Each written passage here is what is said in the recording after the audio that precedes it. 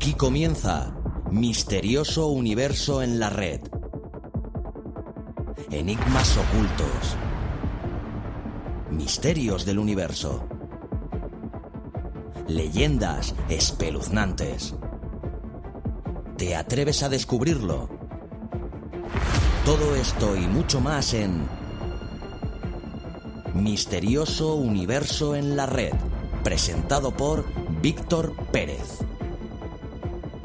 Encuéntralo cada semana en tu plataforma de podcast favorita. ¿Estás preparado? Bienvenidos, bienvenidas. Aquí comienza Misterioso Universo en la Red.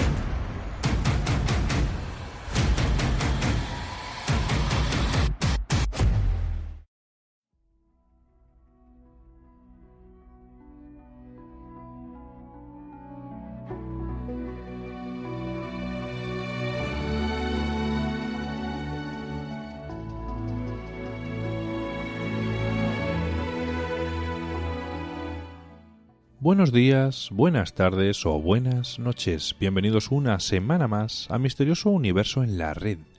Espero que todos vosotros estéis bien y el dichoso COVID-19 haya pasado de largo por vuestra casa y la de vuestros familiares.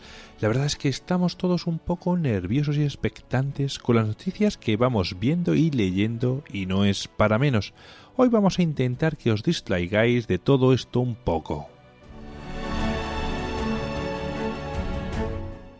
Por cierto, quería agradeceros personalmente las 2 donaciones que se hicieron en el mes de marzo y realmente las únicas del programa. Una fue por PayPal a través del enlace que tenemos en la descripción y el donante fue Leandro Roberto, así que muchísimas gracias de parte de todo el equipo y mándanos un email para hacerte llegar un libro como dijimos. Y a través de iVoox también hemos tenido un apoyo. No puedo decir tu nombre porque no nos sale como anónimo, pero igualmente te damos las gracias por apoyarnos económicamente. Te digo lo mismo que a Leandro, ponte en contacto con nosotros por email que te mandaremos un detallito. Estas donaciones se debe a que hace unos días pusimos en el cajón de iVoox, en el apartado de comunidad, un mensaje solicitando apoyo para la mejora del equipo. Todo este apoyo va a ir destinado a comprar una mesa de sonido y micrófono para los 2 colaboradores, Javier y Kela. Con eso ya conseguiremos una calidad de sonido de una auténtica radio, pero eso sí, en un podcast. Todas las facturas van a ser colgadas en las redes sociales para que veáis en qué nos estamos gastando vuestro dinero. El programa ni mucho menos va a pasar a ser de pago, ni un solo audio. Siempre será gratuito. Lo digo ahora y lo diré siempre. Las donaciones son para quienes quieran ayudarnos y a todas aquellas donaciones les recompensaremos con una pequeña recompensa, con un pequeño detalle por parte del equipo. Además de que cada mes se sorteará un libro entre todas las donaciones y este sorteo será grabado y subido al canal de YouTube. Y ahora sí, vamos con el sumario. Abriremos el programa con un invitado que tiene 1001 vidas. Se ha metido de lleno en lo más profundo de Haití y de Nueva Orleans, con la única intención de descubrir la verdad sobre la religión vudú y la zombificación. Os adelanto que esta investigación estuvo a punto de costarle la vida. Javier nos hablará de un invento revolucionario para combatir la epilepsia, de una señal de radio que han captado desde fuera también de nuestra galaxia. Nos hablará también de la aparición de un barco fantasma en aguas irlandesas, de unas lentillas también tecnológicamente hablando muy avanzadas y que esto nos va a permitir navegar por la web sin el uso de nuestros dispositivos. También nos va a hablar de SpaceX, de una nave que no tuvo un buen final. Y por último nos hablará de cómo unos científicos han conseguido generar de la nada electricidad. Veremos a ver qué opinan de esto último las empresas eléctricas. Kela nos va a llevar hasta una zona de Francia conocida como la Zona Roja, donde la contaminación radiactiva es muy elevada a causa de las grandes y poderosas guerras que desolaron Europa en el último siglo. Y como sorpresa para hoy recuperamos a nuestro colaborador Samuel Cruz, que nos hará una explicación de cómo está afectando el coronavirus y a quién está beneficiando este, pero desde el punto de vista geopolítico. Poneros cómodos y subir el volumen de vuestros dispositivos de audio porque empezamos.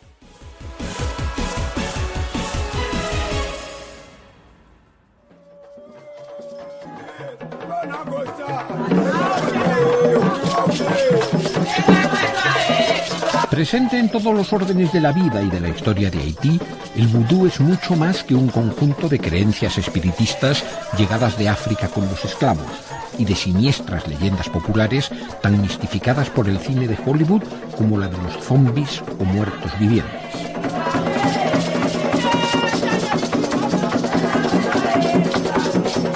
El vudú no solo es la religión mayoritaria de Haití, sino también su principal seña de identidad nacional. Despreciado por las clases dominantes como superstición, sus prácticas aportan formas primitivas de organización social en un estado fracasado.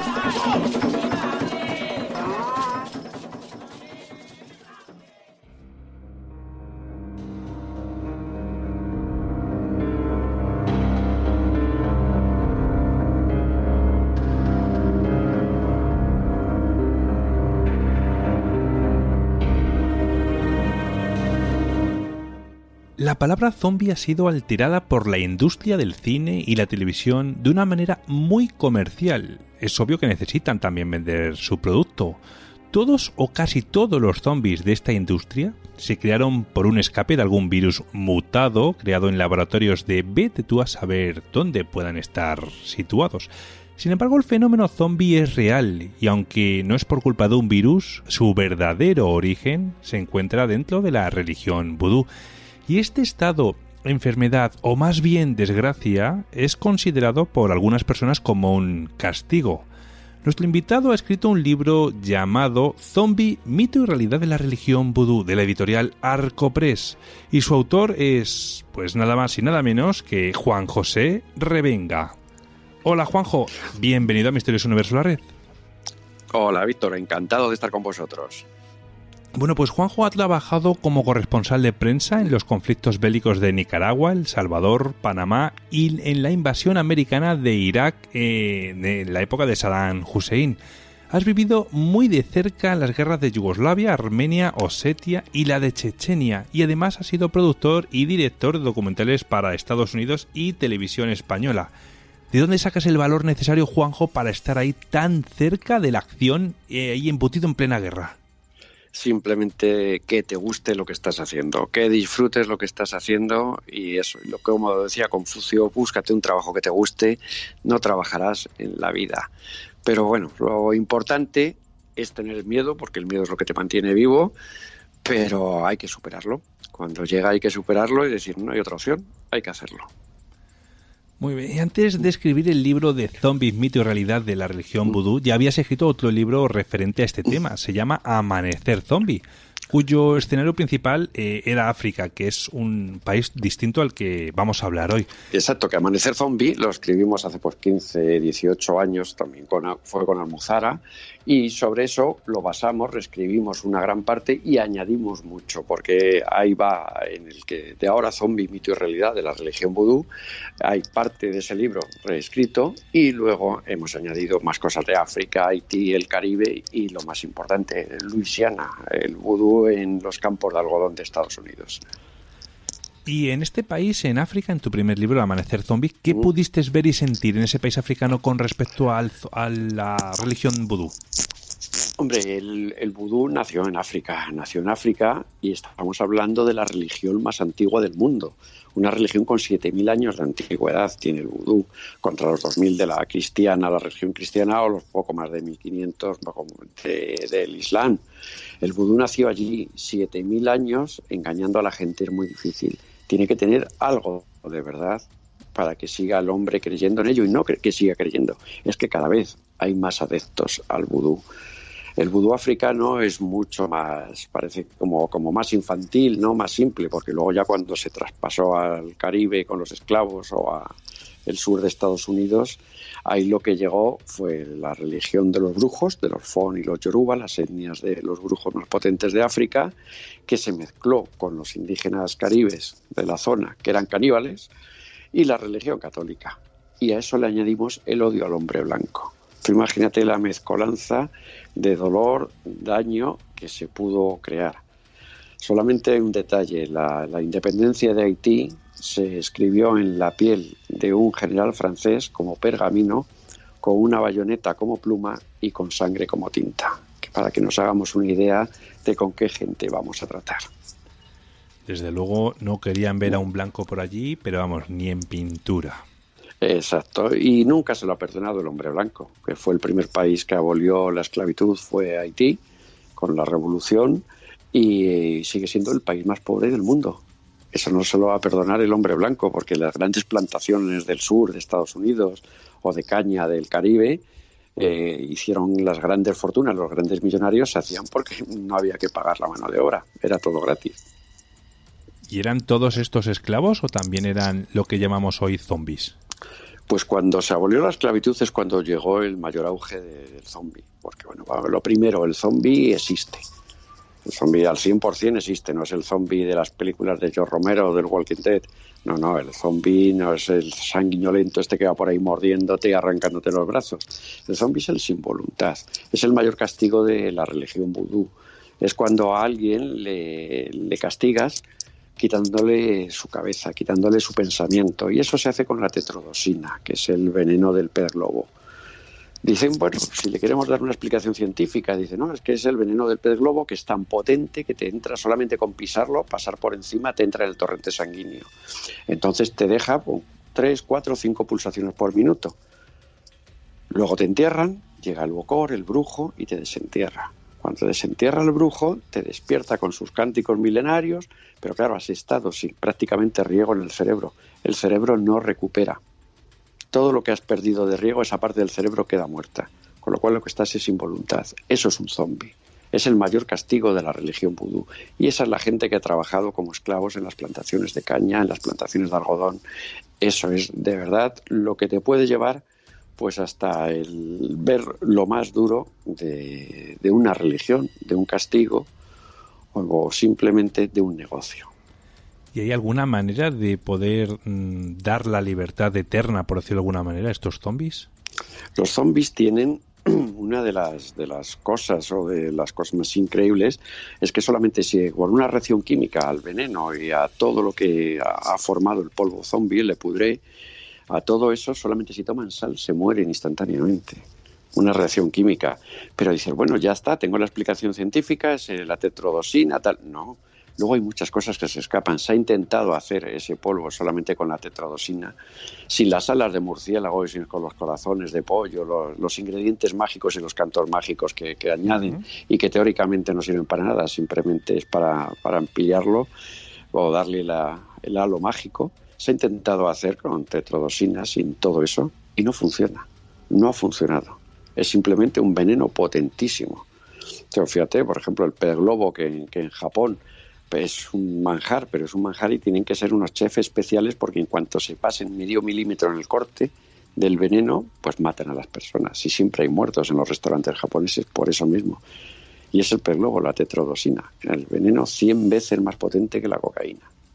Y en tus viajes que nos has contado en este libro que hoy traemos, ¿te han revelado en algún momento cuál sería la composición real de esos polvos? La composición real siempre, cuando intentas preguntar por la composición o intentas llegar un paso más allá, te encuentras con un portazo o con un soplido, como me encontré yo una vez, que me tuvo 2 días sin sentido y bajarme desde la montaña en una camioneta lleno de moratones. Cuando intentas saberlo, ya quieres saber demasiado. Tú puedes llegar a un bocor, a un brujo, se puede llegar siempre que te pida dinero, es malo, es un engaño y va a ser un espectáculo de turistas. Pero por el ego, siempre se accede a ellos por el ego, por decirles que son los más grandes, los más famosos, que todo el mundo ha oído hablar de ellos. Por el ego llegas a ver ceremonias, a ver rituales. Yo he visto más de 200 rituales de este tipo en todo el mundo. Y te puedo decir que el 90% han sido falsos. Pero hay un 10% que se nos escapa, que no le puedes dar una explicación racional. Dice, bueno, el vudú solo te hace daño cuando crees o te puede atacar cuando crees en él. Pero cuando dudas, ya empiezas a tener problemas, ya empiezas a estar en sus manos. Eso es lo peligroso, que veas y entonces dudas. ¿Y tú, en confianza, crees o dudas? Yo he visto, he dudado y he temido y he sentido también. He sentido muchas cosas, he sentido hablar con la gente. Tú tienes que ser, vamos a ir como una maleta por los sitios para no estar en una ceremonia y sentir lo que se está moviendo allí. Cuando entran en trance esta gente, sin tomar nada, solamente con el ritmo, con los cánticos, pero trances que se pueden atravesar sin sangrar, se pueden atravesar la cara con alfileres sin sangrar, morderse hasta empezar a correr un chorro de sangre por el cuerpo, gente que pisa hogueras. Cuando ves eso, he tenido problemas con cámaras, con operarios de cámara que iba con ellos y dejarme la cámara en el suelo y marcharse para España. No quedar de me voy de aquí que me pone muy nervioso, salir corriendo de allí. Porque cuando ves un espectáculo de este tipo, dices, no, aquí hay algo que no puede darle un razonamiento. Y cuando no le puedes dar un razonamiento lógico, mira, te cuento una, por ejemplo, en Haití, en la frontera con República Dominicana, en la montaña, pues una mujer tenía un hermano que era bocor, era brujo, hechicero. Uh-huh. Ella vivía en Estados Unidos y bajó a que le hiciera una ceremonia porque tenía un jefe en Nueva York donde vivía que la estaba haciendo la vida imposible. Y bajó a que su hermano le hicieron la ceremonia. Bueno, pues en aquella época la ceremonia fue terrible, que te registraban antes de entrar a ver si ibas armado y todo esto, o sea que era terrible. Y era cuando empezaba el internet y yo, bueno, pues mantuve contacto con ella, le enviaba alguna foto y le dije, por cierto, ¿cómo te va tu problema con el jefe que te estaba haciendo la vida imposible y tal? Y me contestó lacónicamente y me dijo, no, yo ya no tengo ningún problema, mi jefe ha muerto. Vaya. ¿Y murió por ritos vudús? Por un trabajo que le habían hecho. Va cantidad de gente, cada vez más gente va, sobre todo a Haití y a Nueva Orleans, para hacer que les hagan trabajo, grandes ejecutivos, grandes empresas. África es que es más complicado el poder llegar a un acuerdo de ese tipo. Pero al Caribe y a Nueva Orleans van montones de grandes ejecutivos para que les hagan trabajos de vudú. Y hemos juntado el poder del vudú con el poder del dinero, con lo cual puede llegar a un punto que sea incalculable el poder que pueden llegar a tener. Porque lo unimos al dinero, lo unimos a la comunicación. Ahora mismo con la globalización, en segundos estás atravesando el mundo. Porque es importante que el que está siendo atacado por un hechicero vudú tiene que saberlo. Y sabes que tienes algo suyo. O sea, tienes que tener un objeto, eso es otra de las cosas. El famoso muñeco vudú, ¿no? Uh-huh. El muñeco vudú, tú los ves y dices, bueno, vale, es un muñeco, pero te enseñan una foto y te enseñan el muñeco vudú hecho con lana y con pelo de esa persona, los ojos con unos botones. Los ves y dices, madre mía, si es igual que el de la foto. Sí, desde luego hay algunos que sí. Y luego ya los puedes comprar hasta por internet, por supuesto, porque esto es un negocio que no sirven para nada. Igual que puedes ir a un brujo y encargarle un trabajo que te cobre miles de dólares y no te haga nada. Pero luego están los que son de verdad. Fíjate que los brujos, los hechiceros, los que trabajan el mal, nunca son mayores, nunca encuentras gente mayor. Siempre encuentras gente de edad media máximo. Ya cuando encuentras a alguien mayor o muy mayor, te hacen temblar cuando hablan. Cuando les escuchas, tiemblas. Porque te hablan con el poder del que lo ha visto todo. Y te están contando sus secretos sin ningún problema. Saben que no puedes hacer nada, cuéntalos. Pero el aviso, el miedo que te dan siempre, ¿no? El aviso que te dan es que, vale, pero me vas a ver en tus sueños durante toda tu vida. Digo, hombre, se tendrían que poner ustedes ya en fila para todos los brujos que me han amenazado con aparecerse en mis sueños para tener turno, ¿no? Pero ¿sabes lo malo? Que muchas veces es cierto y aparecen.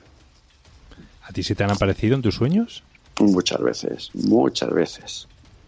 Y tengo de todo, desde chamanes hasta grandes brujos, grandes hechiceros, y muchas veces tienes que lidiar con ello y saber que cuando duermes, pues bueno, es un mundo, es cuando estás en su dimensión, es cuando estás en el mundo invisible, que no nos quepa duda, creamos o no, lo que sí existe son las energías, positivas y negativas. Y hay gente que domina mejor las energías. Y no lo pensemos porque tú conoces a alguien y dices, bueno, me cae mal y no me ha hecho nada. No, es que la energía es diferente a la tuya.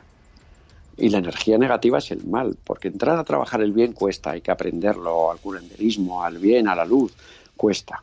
Pero si quieres trabajar el mal, mañana estás trabajando el mal, solo tienes que venderte. Y ya estás dentro de ese mundo.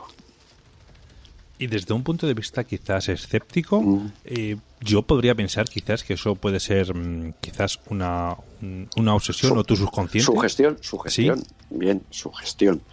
Pero cuando ves matar a un perro o una gallina sin tocarla,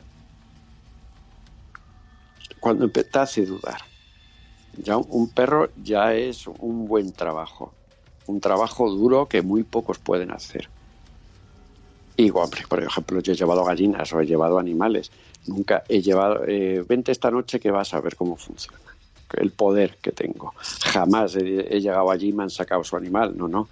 He llegado con mi gallina debajo del brazo. Una gallina debajo del brazo que se la pones delante, una gallina la pones en el suelo y sale corriendo. La gallina la pones ahí delante y se queda quieta mirándole. No se mueve. Empiezan a cantar y al menos de un minuto la gallina echa una gota de sangre por el pico, pega 4 aletazos y se muere. Qué increíble, la verdad.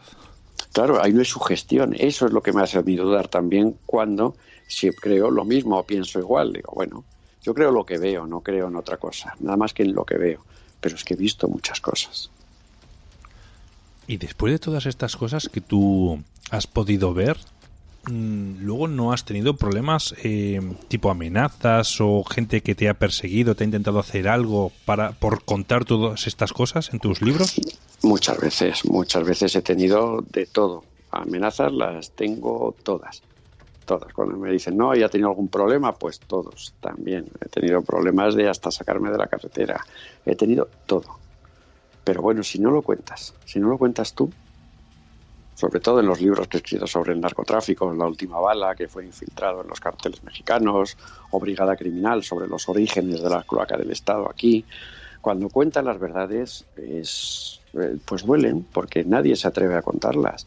Y si las cuentas, pues oye, hay que apechugar con lo que has hecho o lo que cuentas y tirar para adelante. Pero lo triste es que tengamos que callarnos.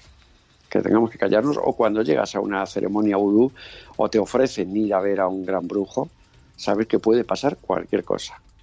Pero estás allí y ¿qué vas a hacer? No ir. No hay plan B. ¿Tú sabes lo que es estar luego toda la vida pensando qué hubiese pasado si hubiese ido? Lo mismo había visto, había descubierto, había encontrado una razón. Al final tienes más dudas de las que cuando vuelves tienes más dudas que al viaje de ida. Vuelves con más dudas. Pero bueno, son dudas tuyas, son dudas que tú has visto, que tú has sentido. No son las dudas que te ha contado alguien. No, por supuesto, como buen periodista, pues bueno, pues al final la información la tomas de primera mano y como me has comentado antes. Los sentimientos son de primera mano, los miedos son de primera mano. Y las alegrías muchas veces cuando encuentras también cosas o cuando ves o cuando encuentras personas, porque al fin y al cabo personas que merecen la pena. La única manera de encontrar también personas que merecen la pena buenas es después de aguantar a todas las malas y de tener todos los miedos posibles. Pero bueno, esa es la realidad de este mundo, que por mucho que queramos llamarle primer mundo, yo creo que nos equivocamos. Este mundo civilizado ha perdido todos los avances que tenía el otro mundo y tarde o temprano tendremos que volver a él. De hecho, vamos sin frenos hacia ese antiguo mundo, desde luego. Solamente tenemos que levantar la cabeza y mirar a nuestro alrededor. Y mirar alrededor y mirar otra vez al campo y mirar a por qué la gente durante miles de años hizo unas cosas que siguen funcionando y cada vez con más poder. Entonces, ¿por qué?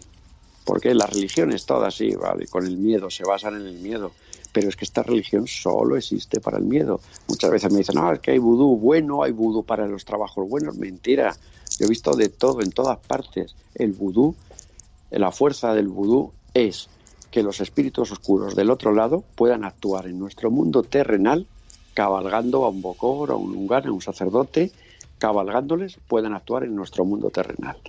Pero lo básico es que solamente es para hacer el mal.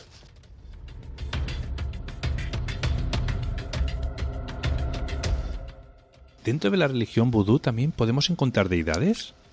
Sí, hombre, tiene más de 200 dioses, los guedes, los dioses de los cementerios, más de 200 deidades tienen.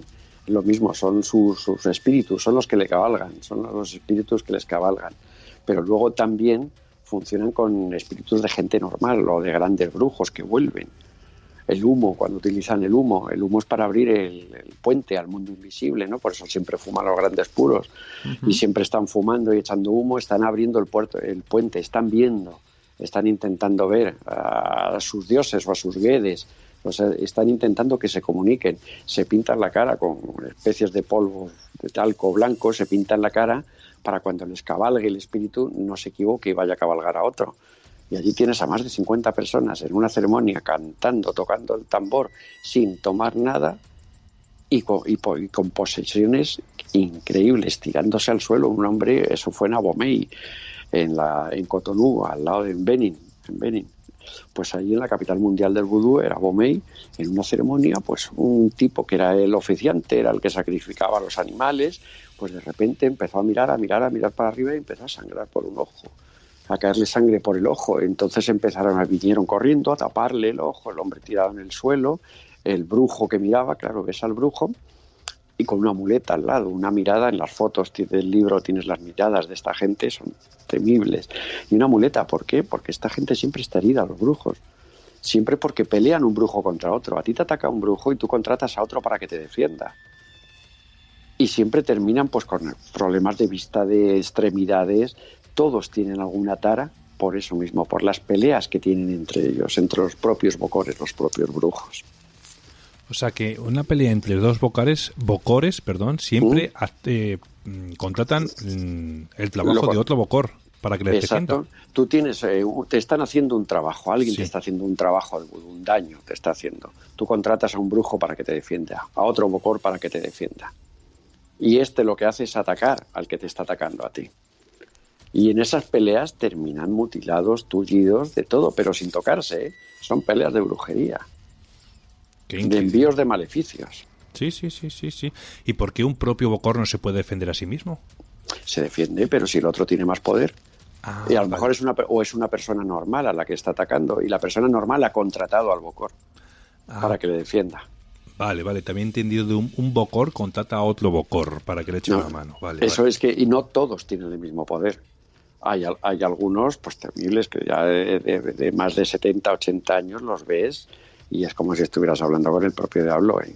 Con el propio diablo, las caras, cómo te miran, qué forma tienen de dirigirte la palabra. Es decir, estos, pues eso, han visto todo lo que había que ver y controlan todo lo que tienen que controlar. Pues eso, controlar el miedo, que es lo que tienes que hacer tú cuando hablas con ellos, que no te lo noten e intentar salir de esa, que hasta hoy vamos consiguiéndolo. Con algunas pesadillas, con algunos malos momentos, o muchos, pero bueno, estamos en ello y estamos contando lo que es la realidad del zombie y el vudú. Y con uno de esos bocores, de esos de una máxima autoridad, por decirlo de alguna manera, ¿te has encontrado con alguno de esos? Porque yo en tu libro, en tu libro yo recuerdo leer una nota que te entregó una persona que te echó una mano allí durante tu estancia en Haití, que se llamaba Jason.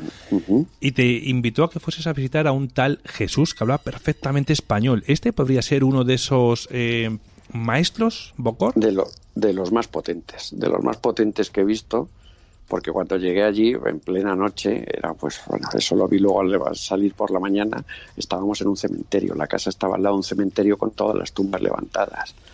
Toda por la noche hablando con él, todo hogueras, había todo hogueras alrededor, y ese sentimiento, dos guardaespaldas en la puerta, yo solo, que no sabía ni dónde estaba, en las afueras de Puerto Príncipe, y ese sentimiento, cómo me hablaba, la forma de escucharle, ese retintín que te dejaba al hablar, si llega a tener coronavirus me estaba hablando, se ponía a menos de a 2 dedos de mi cara para hablarme. Una cara terrible, con los dientes, la boca, verle cómo se dirigía a ti, cómo era el poder, pues era como hablar con el poder del infierno. Dices, bueno, esto es sugestión, que estoy en el sitio que estoy sintiendo esto, no. Allí lo único que te apetece es salir corriendo de allí, pero que no te vean sentir. Yo seguía atacando y seguía preguntando y diciéndole que me contara y por qué se llegó a esto, a este estado de miedo que creó Duvalier, el presidente, el Papadoc, que creó allí. Y gente de este tipo fueron los grandes, o descendientes de los grandes brujos que trajo Duvalier de África, que trajo un ejército de 400 brujos para implantar un gobierno de terror en Haití, con los tontón macutes, los hombres del saco, que eran los ejecutores. Fueron pues años terribles de miedo, pero cuando estás con uno de los grandes, dices, aquí hay algo que es verdad o que al menos científicamente se me está escapando. Bueno, pues ya que has hablado de François Duvalier, que también conocido como Papadoc, ¿quién fue este personaje y realmente marcó un antes y un después este personaje en Puerto Príncipe, en Haití? Exactamente, Duvalier fue el presidente dictador de Haití, que firmó durante su mandato pues más de 200.000 sentencias de muerte. Cuando él murió dejó a su hijo Jean-Claude, que fue también presidente y siguió el mismo ritmo. Y para que veas que luego, pues nada, huyó por un ejército de brujos a la Costa Azul francesa, que le recibieron con los brazos abiertos, con todo el poco dinero que quedaría ya en Haití, o las ayudas internacionales, que eso nunca llegan al pueblo, porque Haití no es que tenga el problema de las ayudas internacionales, es que todo lo que llega jamás les va a llegar al pueblo. Tú vas hoy a Puerto Príncipe y parece que el terremoto ha pasado ayer, el último terremoto. Es todo pues corrupción absoluta, y todo el que entra en Haití, todo el que entra de presidente, terminan como Papadoc, terminan todos vendidos, todos dominando a un pueblo que te dicen que el 80% del haitiano es católico, pero el 100% cree en el vudú. Aparte de que sean católicos o no, 100% de los haitianos creen en el vudú. Esa es la realidad del Haití de hoy. De lo que hizo Duvalier, que creó, fue quizás el que inició una dictadura basada en el terror del vudú, pero desde la primera ceremonia en 1798 creo que fue, en la primera ceremonia de Bois Caimán, cuando se inició la primera rebelión contra el hombre blanco, desde aquella ceremonia el vudú tomó el poder en la isla, un poder que no ha dejado a día de hoy. ¿Y cómo puede coexistir un pueblo creyendo en la religión católica a la vez que en el vudú? Porque son incompatibles. Sí, hombre, tú ten en cuenta que cuando vienen de África se juntan con la religión caribe y la católica, y lo primero que escuchan de la religión católica es lo de comed y bebed, este es mi cuerpo y esta es mi sangre. Uh-huh. Ya con eso lo mezclamos, lo unimos a lo que traían de su religión, a la religión caribe, que eran caníbales, y al odio al hombre blanco. Tú imagínate lo que se creó allí. Qué tipo de religión, de poder y de daño, porque bueno, los dueños de las plantaciones morían sin saber por qué. Los estadounidenses intentaron en un impasse de estos invadir la isla a principios del siglo XX, tuvieron que irse porque se morían los soldados no era la de malaria, morían los soldados sin saber por qué. Es un poder que lo saben dirigir, que lo han conseguido y lo han ampliado con el tiempo. Y luego pues se fueron a los campos de algodón, y en los campos de algodón es donde ya hubo la reina vudú, que la famosa historia de Marie Laveau. Yo estuve con Emile, que es la reina actual del vudú en Nueva Orleans, y aquello ya puede llegar el culmen, pero no, el culmen no. Tú fíjate una cosa para que veas cómo funciona hoy. Marie Laveau, que era la primera reina del vudú, bailaba semidesnuda con una serpiente, una pitón albina sobre su cabeza. Dice, vale, pero tú acuérdate, hace unos años en los MTV, en los premios, apareció Britney Spears bailando con una serpiente pitón albina en la cabeza. Acuérdate de Abierto hasta el amanecer. Salma Hayek sale con la pitón. Sí. Son todo guiños al vudú, que en el poder de Hollywood sigue existiendo y siguen creyendo en él. Son guiños que se hacen a esto. ¿Tuviste la oportunidad también de ir a un templo de hechicería negra en Haití, o como allí lo llaman, Onfog? Sí. Y durante este largo camino hasta este lugar, ¿tuviste la duda de si realmente te estaba llevando hasta este templo o te estaban intentando, quitar del medio? Hombre, ten en cuenta que Haití, y según la CIA, y se jactan los haitianos de eso. Haití es el campeón del mundo en secuestros. Y cuando vas solo, porque la única manera de llegar a estos sitios, porque yo a todos estos lugares también he ido a grabar documentales y con equipos de grabación, pero ya cuando me sacaba todo el mundo, todos se iban, yo me quedaba allí. Me quedaba 1 mes, 2 meses, me quedaba en África, me quedaba en Haití, o me quedaba en el sur de Estados Unidos, me quedaba 1 mes o 2 meses solo. Porque es la manera de llegar a los sitios. Tú no puedes ir con 3 o 4 personas. Tú no puedes estar pendiente de sacar al otro, de que el otro no meta la pata. Si tú te entras en un sitio y puedes de verdad fastidiarla, sabes que la puedes fastidiar tú y ya está, no estás con nadie. Y esa es la manera. Pero el miedo a no salir, pues muchas veces, o que te lleven a otro lugar que no tenga nada que ver a dónde vas, por supuesto. Eso es continuo y eso ocurre en todas las ceremonias. Porque nunca puedes confiar.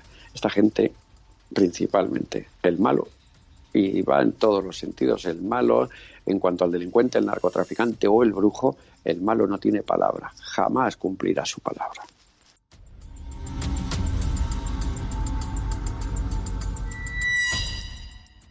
Cuando visitaste este templo, tuviste la oportunidad de entrevistarte con un bokor, que además es el que también te sopló esos polvos tras unas preguntas incómodas. Unas preguntas, claro, ahí está, siempre hay que entrar atacando para que no noten que tienes el miedo, ¿no? Que tienes el miedo. Y ya les llegué a preguntar por polvo zombie, por Le Poudre, y me trajo un cuenco con unos polvos grisáceos con puntitos rojos.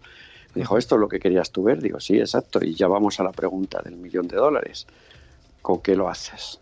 La contestación fue, tú quieres saber demasiado, y sopló sobre ese cuenco que me dio ese polvo, me dio a mí, y yo estuve 2 días inconsciente, me desperté lleno de moratones, me habían bajado de la montaña en la caja de una camioneta y estuve 2 días inconsciente. Y eso es lo mejor que me pudo pasar, porque salí de allí, nunca mejor dicho, salí de aquel pueblo como alma que lleva el diablo. ¿Y hoy en día todavía te preguntas por qué te dejaron escapar vivo? ¿Cuál fue el motivo? Pues el motivo, para que diga el poder que tienen, divulgue el poder que tienen y que les teman, porque lo que quieren ellos es que les teman. Y el motivo es que divulgue su poder. Como igual que entré diciendo que todo el mundo les conocía, todo el mundo iría a verles si yo contaba lo que ellos hacen, y me quisieron demostrar el poder hasta el límite de que me quedara allí, que viera lo que eran capaces de hacer. O sea que el estatus de estos bokores es cuanto más poderosos son, más temidos y respetados son, y más altos están en el escalafón, por decirlo así. En el escalafón, y más ganan, porque les temen todos, los del dinero, todos les temen y más ganan.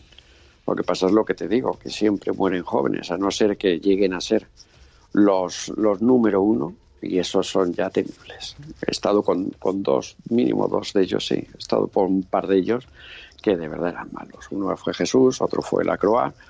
Fueron 2 de los... Bueno, que hay que de sentarme otra vez con ellos. Tú fíjate que hasta me lo pensaría, pero solo una vez, ¿eh? Solo lo pensaría una vez y creo que me volvería a sentar. Mira, que eso ya dice bastante de ti, porque yo, como te he dicho antes... Dime. A lo mejor me iban a contar ya al final lo bueno. Y a lo mejor iba a ser el final también. Pero bueno, quizás me iba a ir con la respuesta. Bueno, espero que nunca obtengas esa respuesta final y nos puedas ir dando muchas respuestas, pequeñas respuestas más bien, a lo largo de la vida. Sí, os plantearé dudas y os daré alguna respuesta también. Sí, porque como te dije antes, tienes más vidas que un gato, desde luego, de todas las veces que te has expuesto, ¿eh? Sí, yo creo que tengo el ángel de la guarda ya. Yo creo que ya me dejo por imposible. Creo que fue así hace muchos años. Me han intentado fusilar muchas veces, varias veces, eso, en Chechenia, en Panamá. He tenido varios intentos de fusilamiento y luego accidentes, golpes, todos los que puedas imaginar, y en cualquier cosa y en cualquier vehículo. Pero bueno, aquí estamos haciendo dudar a la gente al menos. Eso no quiero que crean, quiero que duden y busquen la respuesta.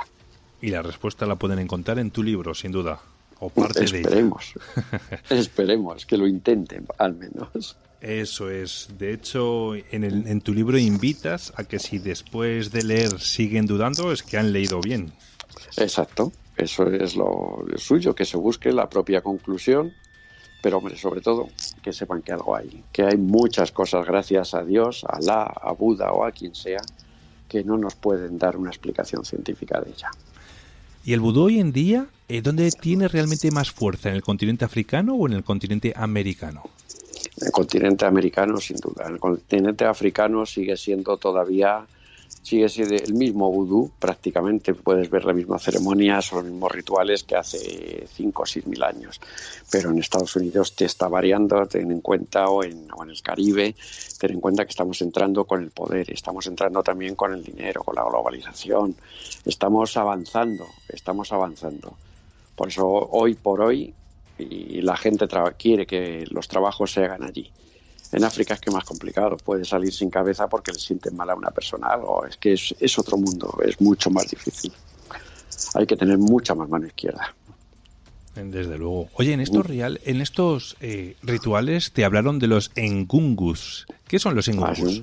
Son los fantasmas del vudú, los fantasmas que vienen del mundo invisible, que son en unas ocasiones están vestidos con pedrerías, lujosos, muy trabajados, con los caurís, con las pequeñas conchas estas que son pues la moneda en África, ¿no?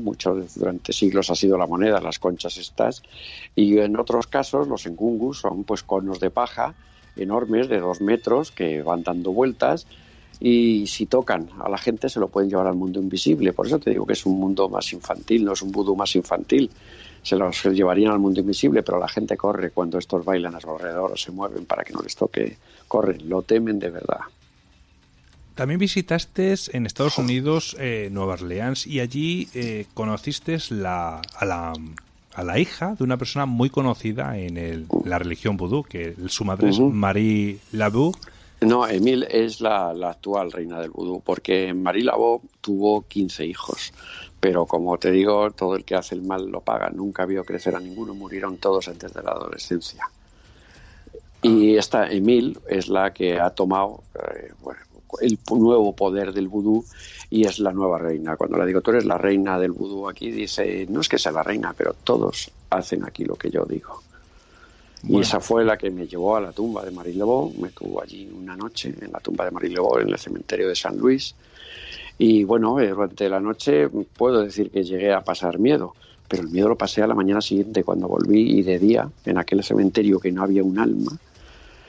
Y estuve en la tumba de Marie, porque hay una tumba de Marie Laveau, que es la turística, que está en la entrada, y esa tumba pues es falsa, está llena de pinturas, de collares, todo es así turístico, que la gente llega, va en la puerta del cementerio, la tumba de Marie Laveau, y se van.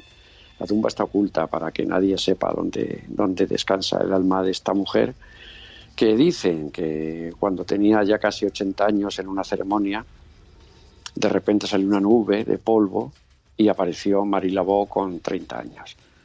Y claro, aquí para dar una explicación científica, pues nada, todos dicen que es una de las hijas de Marie Laveau que hizo el truco para que pareciera que era magia.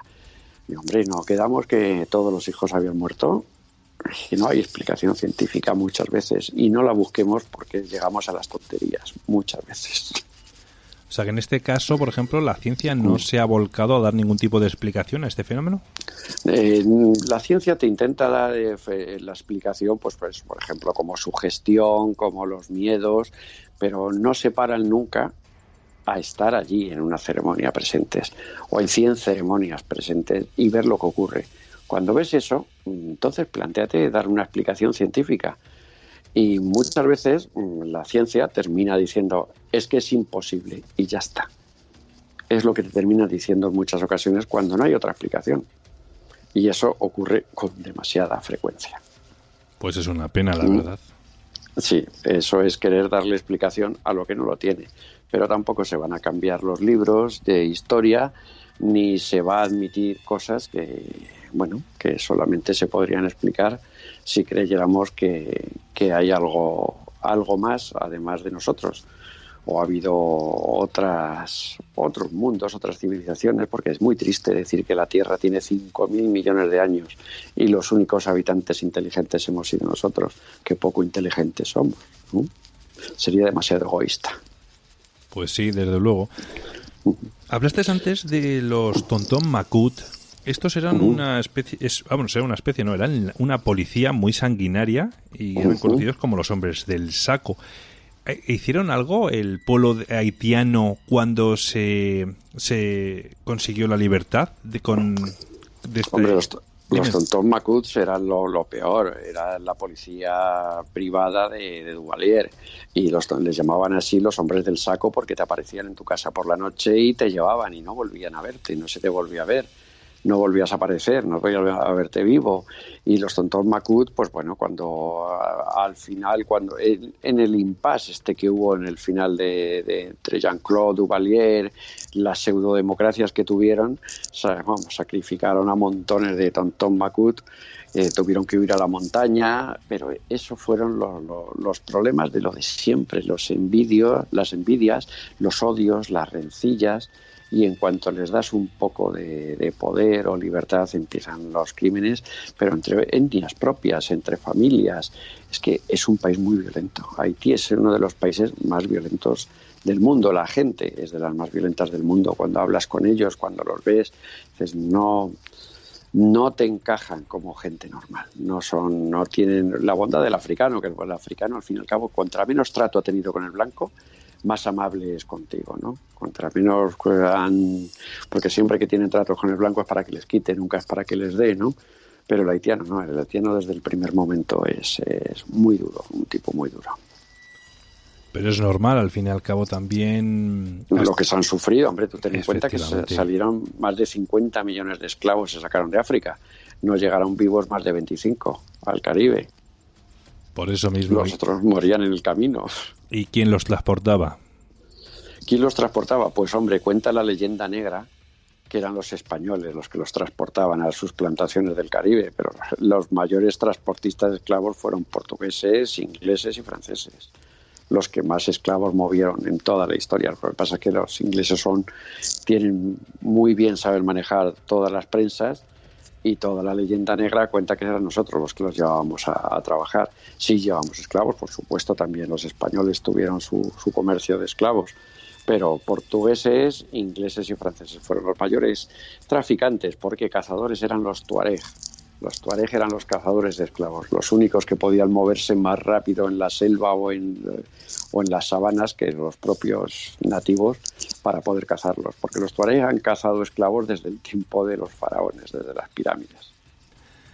En los pantanos de Luisiana también podíamos encontrar ciertas poblaciones indígenas donde se escondían o camuflaban estos esclavos que se escapaban de los campos de algodón. ¿Estos indígenas también eran creyentes de la religión vudú o practicantes, más bien? Claro, lo que ocurre es que cuando escapaban los cimarrones, escapaban los de las plantaciones, cuando se escapaban los negros de las plantaciones, huían a los pantanos, y en los pantanos vivían los nativos, y muchos se mezclaron con ellos, y es lo que se ha creado ahora. Ahora por la noche en los pantanos puedes oír ceremonias vudú, puedes oír tambores, porque ha habido mucha mezcolanza de razas entre los nativos de los pantanos y los negros huidos de las plantaciones.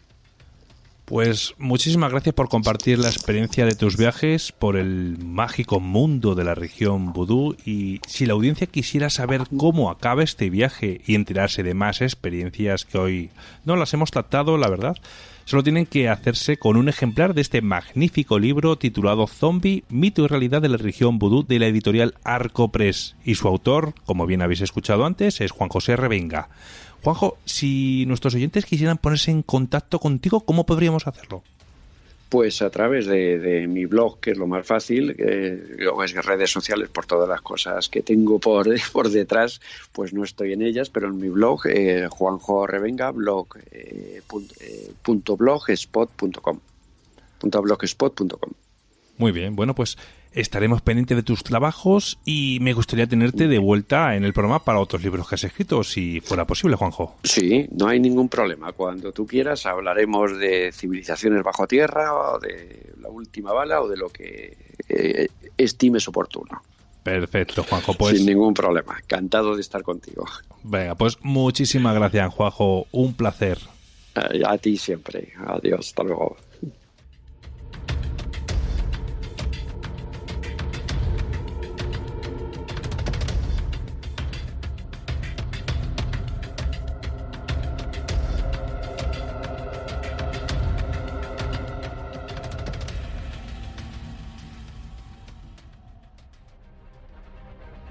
Noticias de Misterioso Universo en la Red con Javier Gil.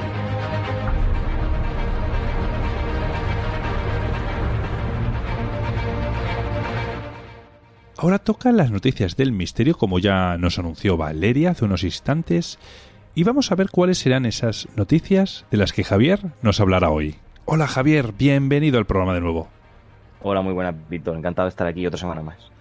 Javier, ¿qué tal vas? ¿Qué tal vais allí en tu zona, en tu alrededor, personas y demás conocidos con el coronavirus? Pues mira, tengo que decirte que toco madera y conocidos, de momento, creo que ninguno está afectado. En cuanto, ya te lo he comentado, la zona, bueno, sí, durante el día se ve el típico movimiento de la gente que no ha dejado de ir a trabajar, pero a partir de mediodía las calles que, por lo menos las que rodean mi casa, están vacías, se convierte en una parte de la ciudad fantasma y nada, y como ya te he comentado mucho, yo como pertenezco al sector de la alimentación, pues mucho trabajo, pero por lo demás bien, estamos bien. Bueno, y que no os falte a vosotros para que tampoco falte a los supermercados, que la verdad estamos viviendo una situación un poco peliaguda quizás, ¿no? No estamos acostumbrados, por lo menos en el país en el que vivimos, a vivir este tipo de situaciones. Así que nada. Exacto. Bueno, pues nada, Javier, ¿qué noticias nos traes hoy? A ver si de esta manera conseguimos que nuestra audiencia, quienes nos están escuchando, por lo menos durante un pequeño periodo de tiempo, pues podamos quizás evadirle de tanto agobio de estar todo el día metido en casa.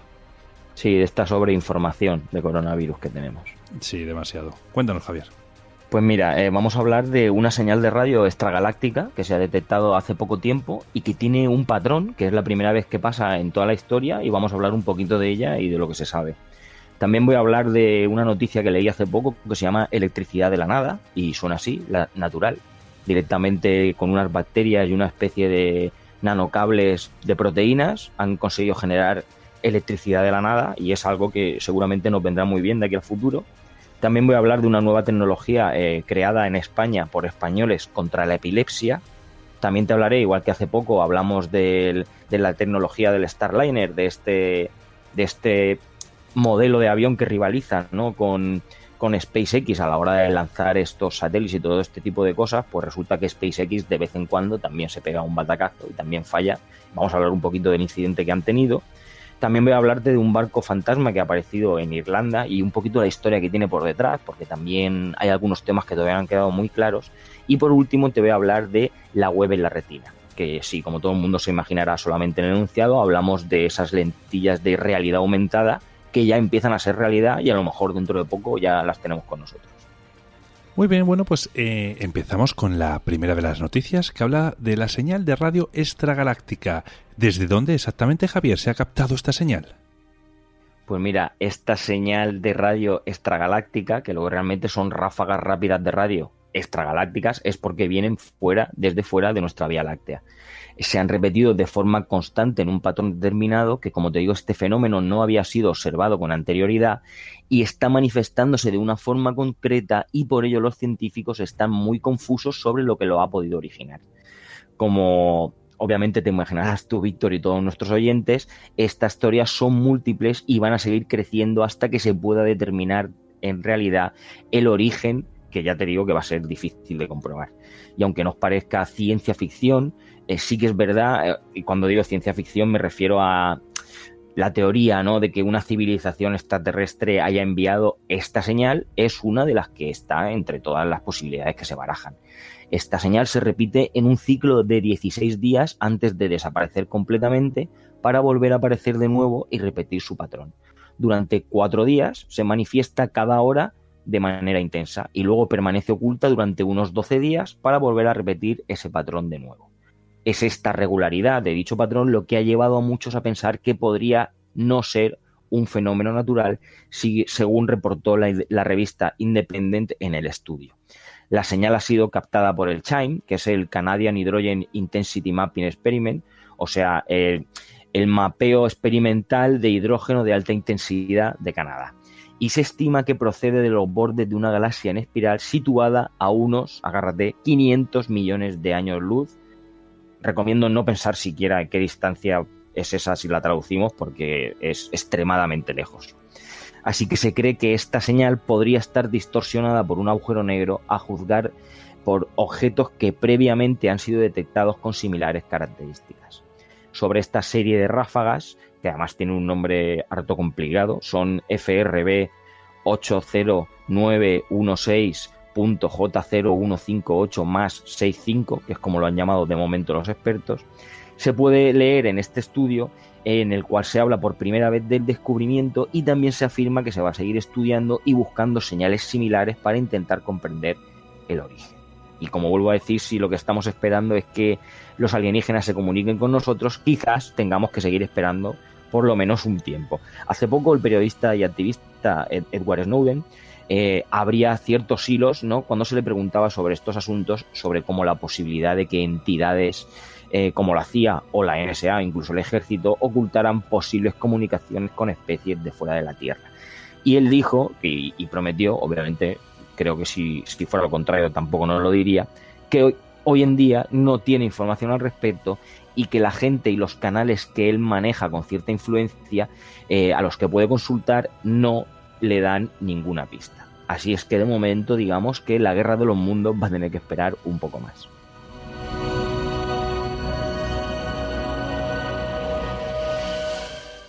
La siguiente noticia nos habla sobre una proteína natural que han conseguido a través de esa proteína desarrollar electricidad, como si naciese de la nada. Pero, Javier, una pregunta, ¿esto es gratis? De momento sí. Estamos en el preestudio y es gratis. Luego ya sabes que se someterá a ciertos baremos del gobierno y seguramente no llegue a ser gratis. Pero de momento lo que han conseguido estos científicos de la Universidad de Massachusetts ha sido desarrollar, ¿no?, este dispositivo, y que, como bien has dicho, utiliza una proteína natural para generar electricidad a partir tan solo de la humedad del aire. Se trata de una nueva tecnología que, según publica la revista Nature, podría tener implicaciones significativas para el futuro de las energías renovables, y obviamente cuando hablamos de esto incluyo el cambio climático, y también podría tener ciertas aplicaciones para la medicina. Los laboratorios de un ingeniero eléctrico, que es Jun Yao, y un microbiólogo, que es Derek Lovely, en Massachusetts, han creado un dispositivo al que llaman un generador de aire o generador alimentado por aire. A partir de ahora lo voy a llamar como lo llaman ellos, que es AirGen, con ciertos nanocables de proteínas que son conductores de electricidad producidos por un microbio al que han llamado geobacteria. Este llamado AirGen conecta ciertos electrodos a estos nanocables de proteínas de tal manera que se genera una corriente eléctrica a partir del vapor de agua presente de forma natural en la atmósfera.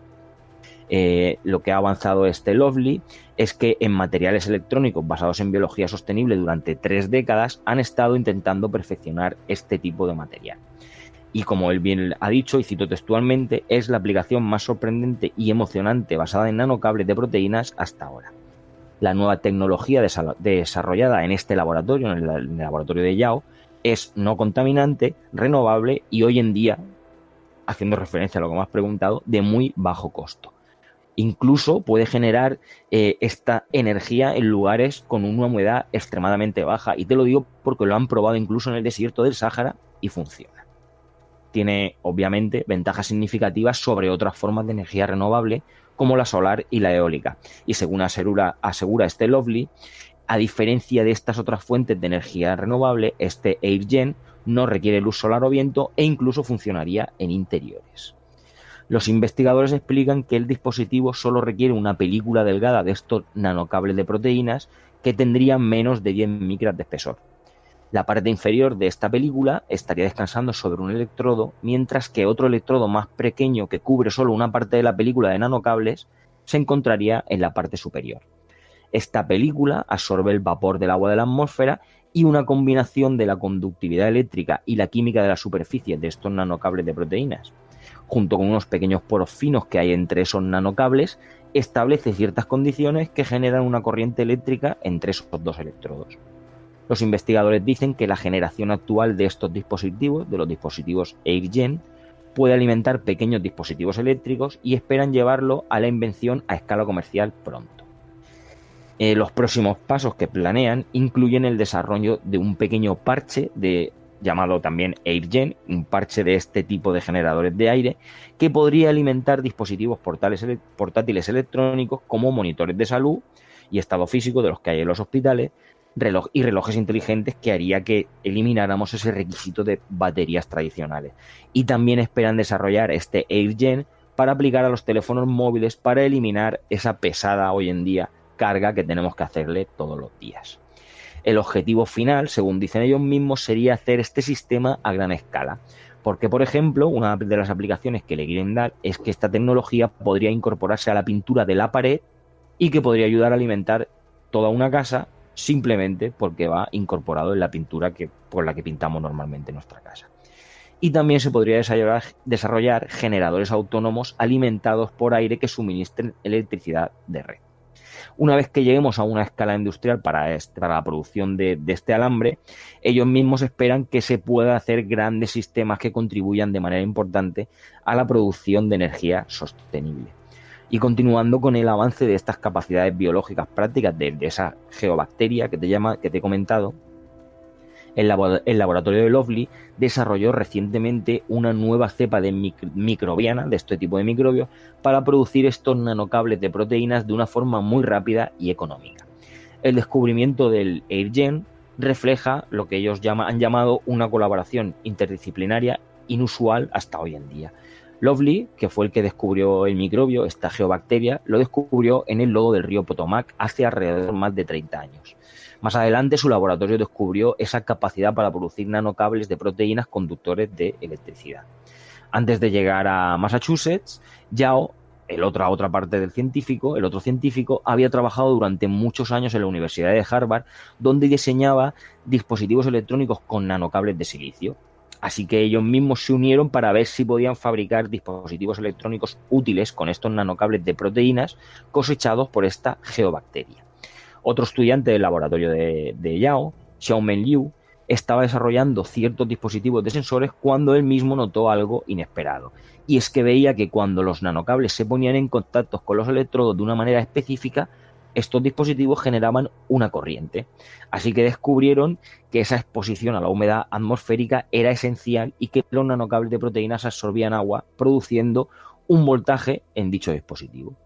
Así que el descubrimiento me parece genial y ahora, pues lo que tú has comentado, veremos a ver, de momento gratis, veremos a ver cuando nos llegue a nosotros cuál es el coste de este tipo de cosas, pero ya auguro que las grandes empresas que se dedican a toda esta gestión de la electricidad, todo este tipo de cosas, no van a estar muy contentas, ¿no?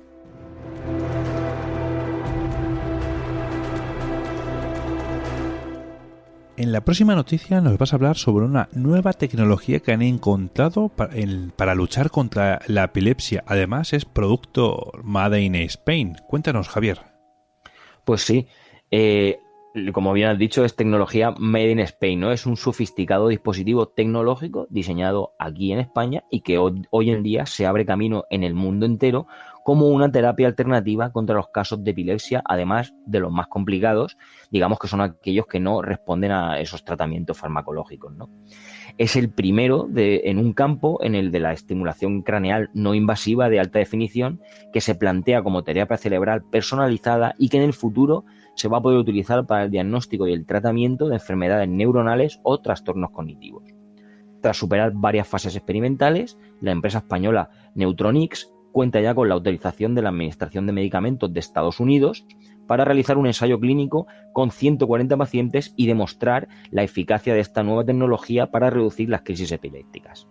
Ana Máiquez, que es quien recibió, por ejemplo, el Premio Europeo de Mujeres Innovadoras de la Comisión Europea en el año 2014, es la directora ejecutiva de esta empresa e insiste en que esto no es ciencia ficción, pero también en que hay que saber gestionar las expectativas que cualquier avance médico de esta categoría, ¿no?, genera entre los pacientes de cualquier enfermedad.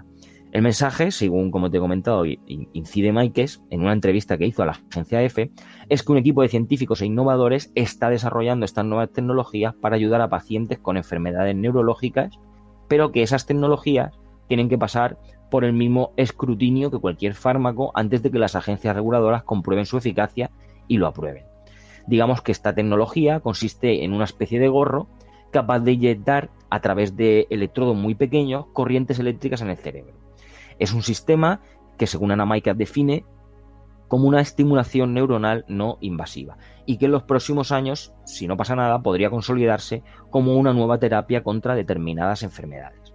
Ana Máiquez estuvo en Madrid, invitada por la Fundación Ramón Areces a participar en una jornada científica sobre sensores biomimétricos y que son unos dispositivos que se pueden situar en el cerebro, bajo la piel e incluso podrían ingerirse para explorar los tejidos de una forma continua y mínimamente invasiva, que además son capaces en muchos casos de camuflarse en el cuerpo para monitorizar algunas enfermedades y anticiparse a las posibles crisis. La tecnología que ha desarrollado su empresa, ¿no?, lo que pretende es, a través de esta estimulación craneal programada y aplicable durante unos 20 minutos diarios, reducir el número de crisis epilépticas sin necesidad de tener que recurrir a la cirugía, algo que ya parece ser que está contrastado y comprobado en un grupo reducido de pacientes. Máiquez fue seleccionada, por ejemplo, el pasado año para formar parte del grupo asesor del Consejo Europeo de Innovación en un equipo formado de 22 personas seleccionadas entre más de 600, o sea que no estamos hablando de una que ha llegado ahí por casualidad ni por chiripa. La combinación de ciertos programas informáticos con la inteligencia artificial permite decidir cuántos electrodos y qué tipos de corriente utilizar en cada patología, según explicó la misma científica, como ya te he comentado en la entrevista que le dio a la agencia EFE, y que ella misma ha apuntado al interés de que esta tecnología médica podría tener para el tratamiento de otras enfermedades neurodegenerativas como el Alzheimer o la demencia. Al tratarse de una terapia cortical, que actúa sobre la corteza cerebral, esta no sería eficaz para abordar otras enfermedades como el Parkinson, que está localizada en zonas muy profundas del cerebro. Pero sí que es verdad que en aquellas patologías localizadas en la corteza, entre las que se ha citado, por ejemplo, trastornos cognitivos, hiperactividad, el autismo o incluso el déficit de atención. La empresa que dirige, además, participa en un consorcio internacional del que forman parte empresas e instituciones académicas y científicas europeas y que están investigando el desarrollo de modelos cerebrales avanzados, basados en las matemáticas y la física para mejorar y personalizar el tratamiento de determinadas patologías. El proyecto, que ha sido financiado por la Unión Europea con unos 10 millones de euros, avala que la ciencia y la tecnología que están desarrollando tiene futuro, pero ella insiste en que la importancia de que este tipo de tecnologías y terapias salten del laboratorio al domicilio de los pacientes cuando lo necesiten, aún van a tardar un poco. Así que en ese momento el debate se centrará, ya te lo digo yo por adelantado, en cómo financiar ese tipo de terapias para que sean accesibles a todos los pacientes y hagamos buena esta nueva tecnología. Y, ¿por qué no?, nos demos una palmadita en la espalda, que no solemos hacerlo, y hemos adelantado en algo los españoles, pues oye, sería una ayuda. Hay mucha gente epiléptica, hay mucha gente que sufre de este tipo de enfermedades y todo lo que no sea medicina invasiva hoy en día está muy bien visto y además es un logro en los científicos y me parece una gran noticia, Víctor.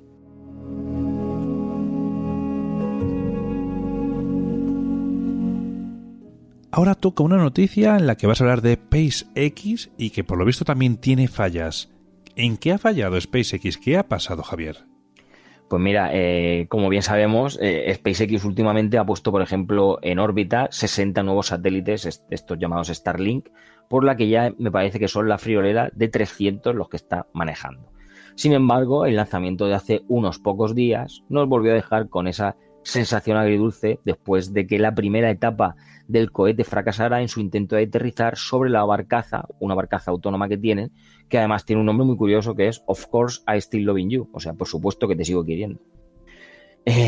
Era el cuarto vuelo de este propulsor en concreto después de varias misiones, entre ellas las habían llamado CRS-17, me parece que fue en mayo del año pasado, CRS-18 en julio del año pasado, luego otra que era JCSAT-18 en diciembre de 2019, pero como bien he dicho, si hubiera aterrizado lo habría hecho por cuarta vez, marcando, sí que es verdad, un nuevo hito para esta compañía aeroespacial, que hubiera sido el aterrizaje número 50 en poco más de 4 años. Pero como explicó una de las ingenieras de SpaceX antes de despegue, la compañía estaba estrenando un nuevo perfil de lanzamiento que consistía en insertar estos satélites directamente en una órbita elíptica, lo que exigía un mayor rendimiento del cohete y dificultaba la recuperación de la primera etapa del cohete. Así es que estos 60 Starlinks, de estos 60 satélites apilados, serían una de las cargas más pesadas que ha lanzado hasta hoy en día el SpaceX. Pues sea como fuere, la compañía ha tenido que posponer la celebración de ese 50º aterrizaje porque la primera etapa del Falcon 9 acabó posándose suavemente en el Océano Atlántico y en la retransmisión de la misión pudimos ver el humo o vapor de agua cerca de donde debía aterrizar el cohete, pero este no aparecía en la imagen en ningún momento. Según SpaceX, el propulsor está de una pieza, aunque va a hacer falta una inspección a fondo para saber si volverá a volar, algo que no ocurrió con el último Falcon 9, que aterrizó suavemente sobre el mar y todo estaba genial. Esto lo que podría retrasar, por ejemplo, serían los planes de la compañía de lanzar 60 satélites de estos Starlink cada 2 semanas. Digamos que los cálculos me dan alrededor de unos 1.440 satélites a lo largo de 2020. He traído esta noticia porque, igual que hablamos la otra vez, como ya te he comentado cuando la he dicho en el enunciado, de la nave Starliner, que parecía que iba un poco a la cola de SpaceX, pues SpaceX también se equivoca y no siempre todo sale tan bien. Pero bueno, ellos son capaces de sufragar, ¿no?, este fallo y seguro que de aquí a poco volvemos a tener noticias y de verdad podemos celebrar con ellos ese 50º aterrizaje.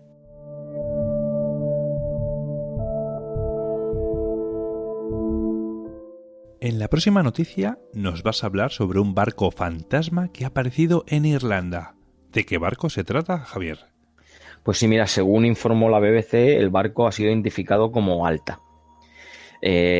Sobre todo, imagínate, ¿no?, la sorpresa que se llevó el jefe de la Guardia Costera local, John Tattan, cuando de repente se refería a esto no me lo creo, no me lo puedo creer, esto es imposible que me haya pasado a mí, refiriéndose al gigantesco barco carguero de casi 1 cuadra de largo, abandonado, vacío y oxidado, que terminó al aparecer su periplo eterno, diría yo, ¿no?, por los mares, atrapados en las piedras de las costas irlandesas. Este barco fantasma tocó tierra en las playas rocosas de County Cork, en Irlanda, arrastrado por el temporal Dennis, que estuvo golpeando Europa hace unas pocas semanas. El barco abandonado fue visto recostado sobre las rocas de la aldea de pescadores de Ballycatton por una persona que pasaba por allí, según se informó a la cadena BBC. El barco parecía haber estado a la deriva a lo largo de miles de millas durante más de un año desde el sureste de las Bermudas en 2018 a través del Océano Atlántico. Pero este barco tiene una historia detrás. Como ya te he dicho, el barco fue identificado como el Alta, que es un carguero que pasó por varios nombres y por varios dueños. Por ejemplo, te puedo decir que fue construido en 1976 y que la última bandera que llevaba a bordo era la de Tanzania. Varias personas sabían que ese barco deambulaba sin destino por los mares, pero la última vez que se le había visto fue en septiembre por un barco de la Armada Británica. La saga de lo que lo depositó, digamos, finalmente en Irlanda, comenzó, sin embargo, un año antes, en septiembre de 2018, cuando todavía tenía una tripulación a bordo y navegaba de Grecia a Haití. Pues bien, algo pasó a bordo, problemas que realmente hoy en día no se conocen a fondo, pero estos llevaron a un desperfecto en el suministro de energía y el Alta quedó a la deriva sin motores durante 20 días a lo largo de más de 2.100 kilómetros. Hablamos desde el sudeste de las Bermudas, según la Guardia de la Costera de Estados Unidos. El barco quedó herido, por llamarlo de alguna manera, sin rumbo y con comida para 2 días. Así que la Guardia Costera de Estados Unidos lo que entonces hizo fue acercar alimentos, pero un huracán que se acercaba les impidió acercarse mucho más y no pudieron hacer mucho más por la gente que había. Lo único que se podía hacer ante la llegada de este ciclón era rescatar a la tripulación y dejar al barco a su suerte. Y eso fue lo que pasó. La tripulación se quedó en Puerto Rico y el carguero se quedó solo en el mar. Dañado y sin tripulación, el barco quedó a la deriva. Un año más tarde, un barquero patrullero, que es el HMS Protector, lo descubrió en medio del Atlántico. El Protector se acercó al barco, incluso intentó asistirlo, pero se dio cuenta de que iba solo. Nadie le respondía, así que el barco siguió su camino hacia ninguna parte. Hay que decir que todo este tipo de barcos averiados o hundidos siguen siendo propiedades de sus dueños originales, que son los responsables de buscar una solución, según explicó a la BBC el director de operaciones costeras para los comisionarios de las luces de Irlanda, Commissioners of Irish Lights, que es Robert McCabe. Sin embargo, si se les considerara un peligro, ¿no?, a cierto tipo de barcos de estos perdidos que hay para la marina mercante, las autoridades pueden llegar a tomar cartas en el asunto.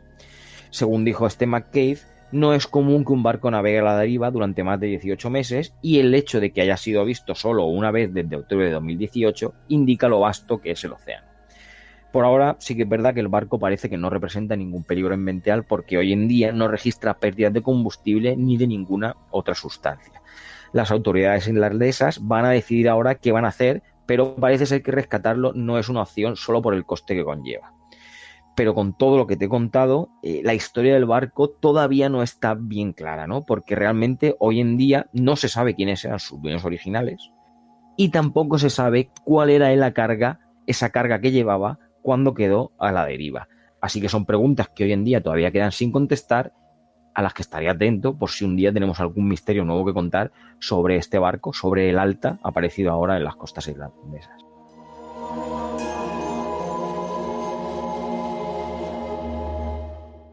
Sin duda alguna, la historia de este barco no es la única leyenda que hay en los 7 mares o los 5 océanos, ¿por qué no?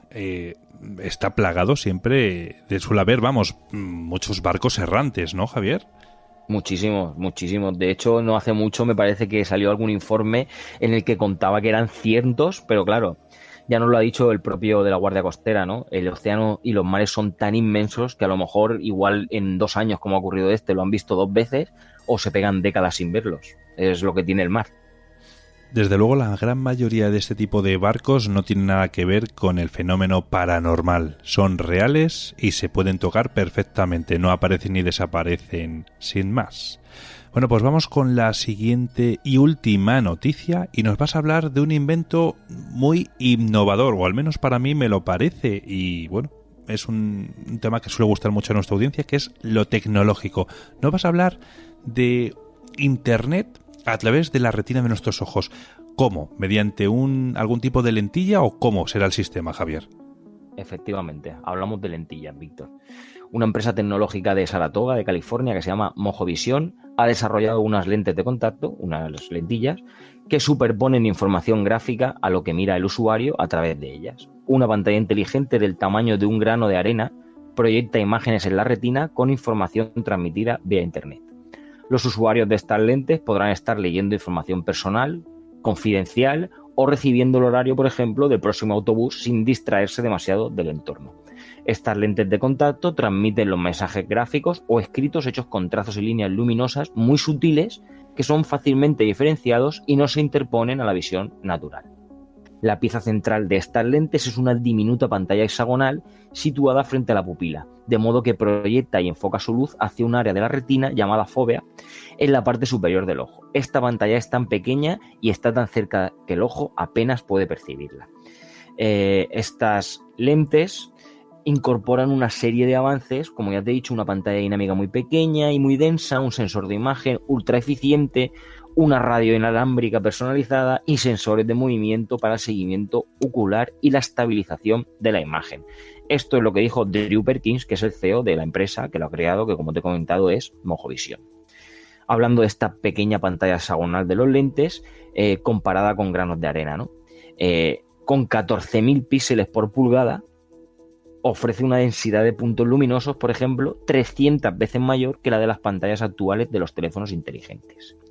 La micropantalla hexagonal mide menos de medio milímetro. Y según explicó a la agencia EFE Steve Sinclair, que es el vicepresidente, una de las primeras aplicaciones de este dispositivo será la asistencia a personas con visión deteriorada para trasladarse y orientarse mejor en el mundo que los rodea. Proporcionará información al instante sin necesidad de usar las manos ni distraerse con dispositivos durante la marcha. O sea, ya nos vamos a olvidar de ir mirando todo el rato el teléfono móvil. Para el fabricante de todo esto, ¿no? Se requiere precisión extrema y sí que es verdad que se va a poder beneficiar de este dispositivo y mejorar la productividad porque esto se va a disparar. El tamaño de la pantalla, por ejemplo, en comparación con un pequeño insecto, sería, si lo pusiéramos uno al lado del otro, ya te digo, si pusiéramos una abeja al lado de la pantalla, pues sería como la última parte de la pata redondita de una abeja comparado con la pantallita. Esta innovadora forma de acceder a la información online, ¿no?, ha sido diseñada por optometristas, expertos en tecnología y médicos, según se puede leer en la misma web del fabricante. La disponibilidad del producto aún se encuentra, digamos, sujeta a aprobaciones y autorizaciones regulatorias, según dijeron desde Mojovision y desde lo pone en su propia página web, pero ya existe, ya la han probado. Y todos sabemos lo que pasa con este tipo de cosas. Es cuestión de tiempo. Digamos que ahora mismo tenemos, igual que estaban esas famosas gafas de Google, ¿no?, que te las ponías y todo interactuaba alrededor, pues ahora ya lo tenemos en una pequeña lentilla en nuestro ojo. otro súper avance de la tecnología, Víctor. Sin duda es un avance muy tecnológico y yo espero poder tenerlo alguna vez en mi poder. Me gustaría de verdad no tener que tener las manos ocupadas con el móvil ni tonterías de esas, y la verdad que perderíamos mucho menos tiempo, yo creo, vamos, desde luego. Javier, yo creo que es hora también de ir pensando en hacer un especial del coronavirus, ¿no te parece? Para ir actualizando información, porque ha ido surgiendo muchas más cosas, muchas más conspiraciones, ¿por qué no también? Y bueno, quizás nuestra audiencia seguramente le gustaría que le contásemos todas aquellas novedades que han ido surgiendo desde aquel programa que hicimos al principio, como quien dice, cuando empezó realmente a azotar a lo que es Europa el coronavirus, y que por cierto tuvo muy buena acogida. Sí, es momento de que lo actualicemos, porque además, claro, ahí ni tú ni yo somos científicos. Yo solamente recojo la información, intento que sea de las fuentes más fiables que encuentro, y al principio todos nos movíamos en esto es una gripe fuerte, pero conforme ha ido pasando el tiempo ya se ha demostrado que eso no ha sido así, que es más grave de lo que parece, y la verdad es que merecemos actualizarlo y contar todo lo que ha pasado hasta ahora. Así que sí, sin problema, ya sabes que cuando quieras solo me lo tienes que decir y actualizaremos la información para que nuestros oyentes estén al día lo máximo posible. Venga, pues prepáratelo para el próximo programa, para la próxima semana, y lo grabamos. Muy bien, eso está hecho. Venga, pues nada, que tengas muy buena búsqueda, que tengas una muy buena semana, y espero verte la semana que viene, igual, libre de virus. Claro que sí, Víctor. Voy a intentarlo con todas mis fuerzas, ¿eh? Y espero estar aquí no solo la semana que viene, muchas más, y libres de virus siempre, claro que sí. Venga, un fuerte abrazo, que tengas buena semana. Un abrazo, amigo.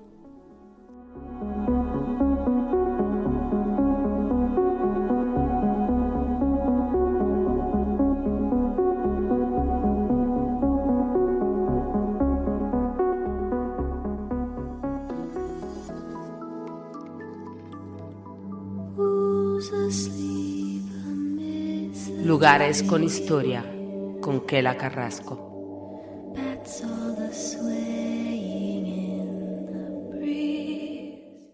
Ahora toca coger las maletas para ponernos en marcha rumbo hacia esos lugares tan fantásticos que siempre nos trae Kela. Y en breves momentos averiguaremos hasta dónde nos va a llevar hoy. Muy buenas, Kela, ¿qué tal? Muy buenas, Víctor. ¿Qué tal? Bueno, pues hoy voy a contar la historia de un lugar con un paisaje aparentemente inofensivo, pero que en realidad se trata de una de las zonas más peligrosas del mundo.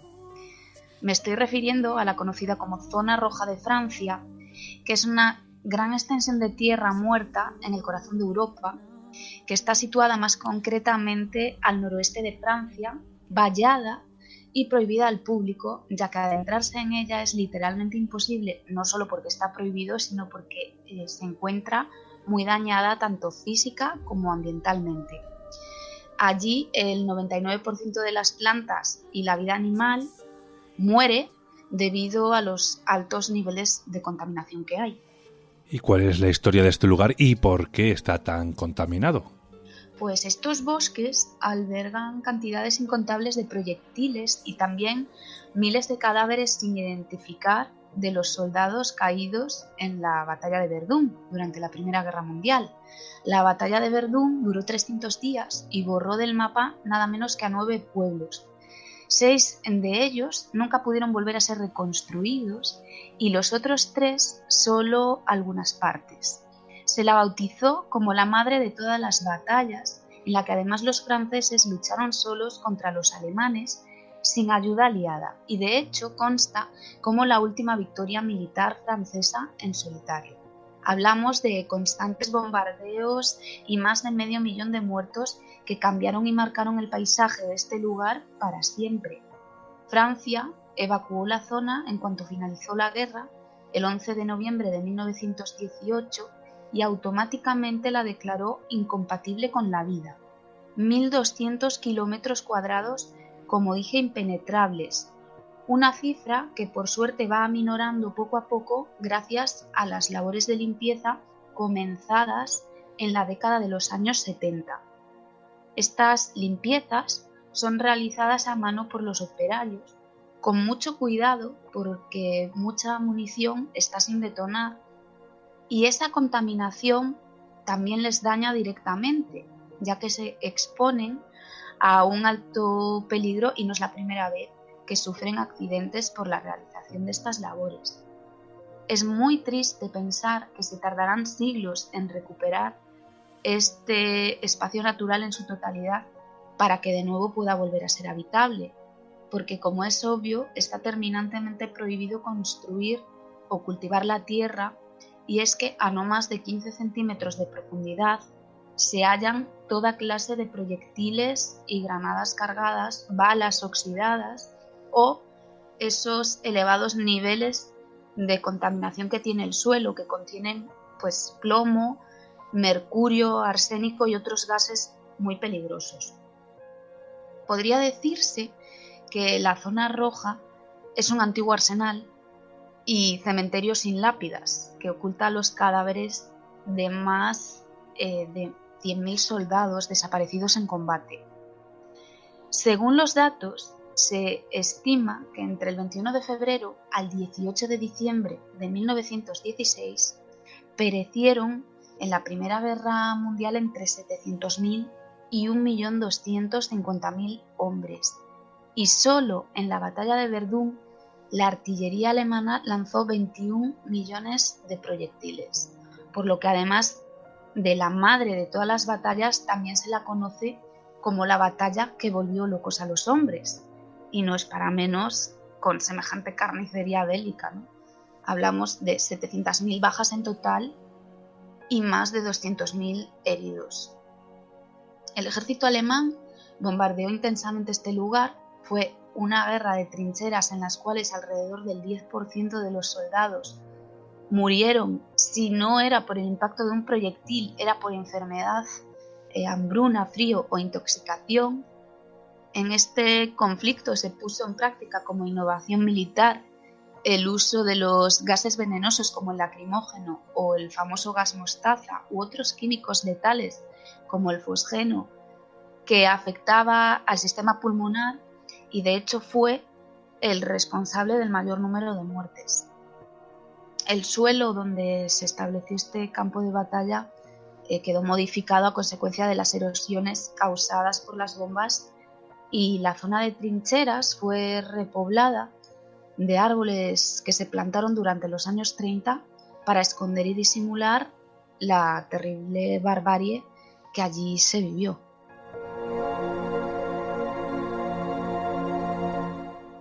Kela, ¿y cuál es su estado en la actualidad?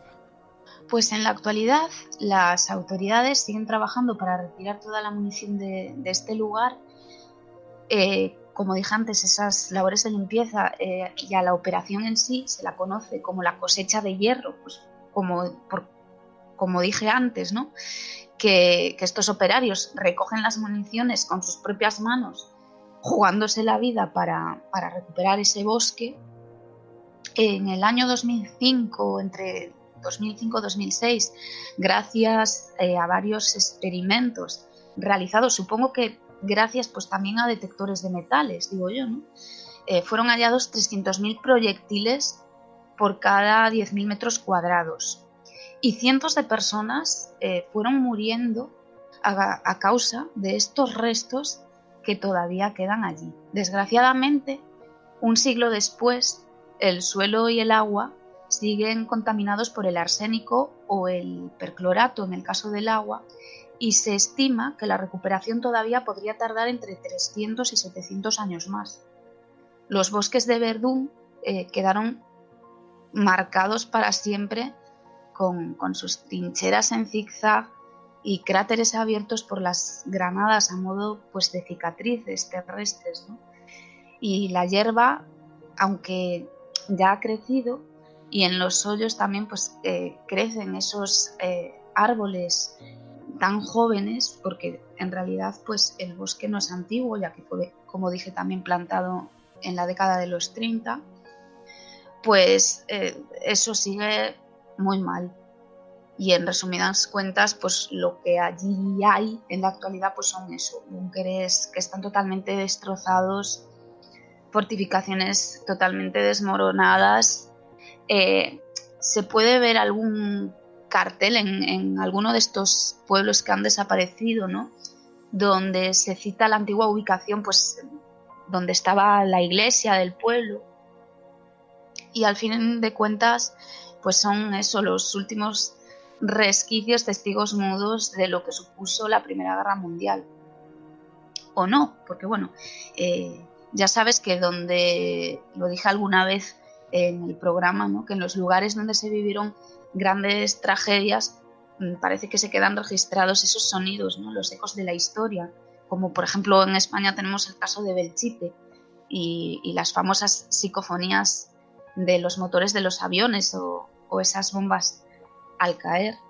Así es, eso es. De hecho, eso lo tratamos también con Pedro Amorós y eran impactantes, la verdad, esas psicofonías, la verdad. Porque es verdad que parecía que estaba sobrevolando la zona un avión de la época. Sí, es que además se escucha muy claro. Yo, por ejemplo, también destacaría la psicofonía, esa primera psicofonía de Carlos Bogdanich, creo que lo he dicho bien, y el equipo de investigadores de Cuarta Dimensión, y bueno, también las de Pedro Amorós, claro, pero sí que es cierto que se pueden buscar en YouTube, están, y a mí me ponen los pelos de punta porque son muy claras. Sí, desde luego que no hay duda de qué tipo de sonido es, o sea, se puede identificar perfectamente. Kela, también me hablaste de que había un cementerio también en este lugar. Cuéntanos de él. Es el Cementerio Nacional de Douaumont, creo que lo he dicho bien, el francés no se me da nada bien, la verdad, está en Verdun, en Francia, y fue construido en el año 1920, inaugurado oficialmente el 7 de agosto de 1932 para acoger precisamente los restos sin identificar de unos 130.000 combatientes, tanto franceses como alemanes, caídos durante el transcurso de la batalla de Verdun. Está considerado como el osario más grande y el mayor monumento histórico dedicado a la guerra, donde se contabilizan, y aquí hay dos datos distintos, en algunas páginas se dice que hay 16.177 cruces de soldados caídos sí identificados, y en otras dan otro dato que es el de 16.142 cruces. Sea uno u otro, es una auténtica pasada. Yo nunca estuve, no sé si estaré algún día, pero verlo en primera persona tiene que ser impresionante. En total son unas casi 36 hectáreas de cementerio repartidos por toda la zona. Bueno, desde luego es un lugar que lo tienes bien cerquita y no tienes excusa para no ir a visitarlo siempre y cuando quieras realmente. De verdad, la verdad es que es cierto, porque realmente hasta coges el coche y nada, te lleva un poco más, pero sí que está relativamente cerca. Bueno, pues Kela, ¿sabemos ya el lugar del que nos vas a hablar la semana que viene? Pues la semana que viene voy a hablar de una carretera embrujada. Hay varias, yo no voy a decir dónde está, porque sí que es cierto que hay varias carreteras que tienen así historias misteriosas, pero bueno, a ver si alguno de nuestros oyentes, solo con ese dato, carretera embrujada, adivina el lugar del que vamos a hablar. ¿En Europa? ¿En América? ¿En Asia? Está en Estados Unidos. Me gusta mucho Estados Unidos. Yo creo que nuestros oyentes se habrán dado cuenta. Sí, demasiado. Visitas mucho, la verdad, Estados Unidos. Sí. Muy bien, bueno, pues nada, a ver si... Estados Unidos es un país enorme, la verdad, a ver si nuestros oyentes aciertan con la carretera, sin mirar a Google, por favor, eso sí. Así que nada, les invitamos a que nos lo dejen como siempre escrito en la descripción del programa. Ya sabéis que tenéis una semana para averiguarlo. Kela, bueno, dime. No, yo quería decir que apunto todas las recomendaciones que me dan o nos dan nuestros oyentes, voy tomando nota y bueno, iré investigando esos lugares para traerlos. Desde luego, de eso, bueno, nos los hacéis llegar, como siempre decimos, vía WhatsApp, vía Facebook, nos lo soléis hacer llegar casi más que por otras redes sociales. Y como ha dicho Kela, es verdad que si me lo hacéis llegar a mí, yo se la hago automáticamente llegar a ella y demás, y lo tiene en cuenta en cada programa. Cuando saquemos el tema en particular que nos vais sugiriendo, Os mencionaremos a todos vosotros para que sepáis que eso es gracias a vosotros. Así que nada, Kela, te veo la semana que viene. Muchas gracias por habernos contado este lugar hoy. Gracias a ti, Víctor, y hasta la semana que viene, el próximo programa.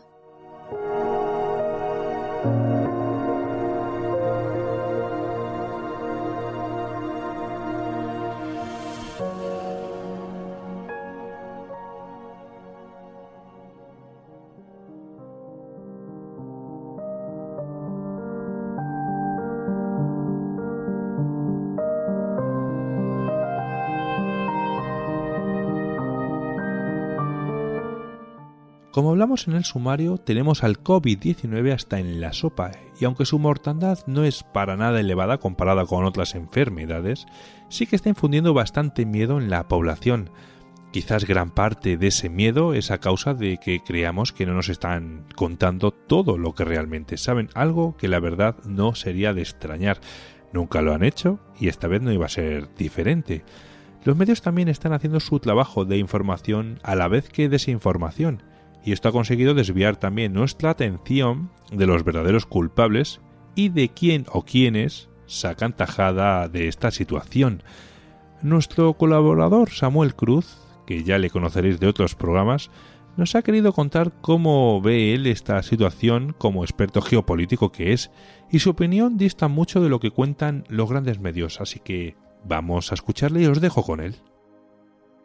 Muy buenas noches, quiero agradecer a Víctor Pérez por esta invitación a esta intervención especial para hablar sobre las implicaciones geopolíticas y geoeconómicas que vamos a tener sobre el tema en boga que es el coronavirus. Bueno, nunca es fácil para un analista cuando las proyecciones negativas se hacen realidad, ¿no? En este momento, pues, me gustaría recordarles y recomendarles sobre todo una presentación que tuve el año pasado en la que hablé sobre cómo se iba a establecer el gobierno mundial sin cuestiones salidas de la realidad como los reptilianos y todas estas cuestiones que les encantan a algunos youtubers trasnochados, ¿no? En aquella ocasión yo hablé sobre el proyecto político que era el establecimiento del gobierno mundial y de cómo las escuelas geopolíticas están ya enseñando ya desde hace mucho tiempo conceptos nuevos sobre gobernanza global y la necesidad de que si para el 2030 no llegamos con estas nuevas instituciones que tienen que reemplazar a las que se establecieron en 1945 después de la Segunda Guerra Mundial, el mundo prácticamente se va a ir al tacho. En aquella ocasión yo me enfoqué mucho en la cuestión del medio ambiente, del cambio climático, de cómo podía el gobierno supranacional que controla a las naciones del mundo aprovechar esta cuestión del cambio climático para anunciar el establecimiento de nuevas instituciones de gobernanza global. Debo confesar que no me imaginé que fuera a llegar el golpe por el tema de un virus, de una pandemia. Siempre tienen algún as bajo la manga, ¿no? Los globalistas, los mundialistas más bien. Y bueno, hoy comprendo lo que en realidad es esto del coronavirus y me gustaría explicárselos. Bueno, en aquella presentación hablé mucho sobre la cuestión de la turbulencia social. La turbulencia social es una técnica de control de las masas desarrollada en el Instituto Tavistock por Fred Emery y Eric Trist, mediante la cual ellos proponen que mediante la aplicación de varios shocks con cierta recurrencia en la sociedad podrían llevar a la gente a un estado de psicosis colectiva en el que quedarían propensos para aceptar cualquier decisión que viniera ya sea de alguna institución global o de un gobierno nacional. Pues bien, llevar a la psicosis colectiva a las sociedades por medio de una pandemia no es nada nuevo. Hemos tenido, aparte del coronavirus, el virus del Zika, del SARS, de la gripe porcina, de la gripe aviar. Bueno, hemos tenido bastantes simulacros de pandemias globales, ¿no? Para mí esta es la más perfecta que hemos visto, ¿no? La que se ha aplicado a nivel global de una manera más completa. Pero no es más que la suma de todos esos shocks que hemos venido viviendo de un tiempo para acá, entre los que podríamos mencionar el movimiento feminista terrorista de las últimas décadas, la ideología de géneros, las guerras en Medio Oriente, el cambio climático es uno, el terrorismo, que lo hemos padecido mucho en épocas recientes, en años anteriores, sobre todo en Europa y en Estados Unidos. Bueno, pues todo esto son la suma de los shocks a los que nos han sometido en los últimos años. Y hoy estamos viendo uno de los últimos pasos.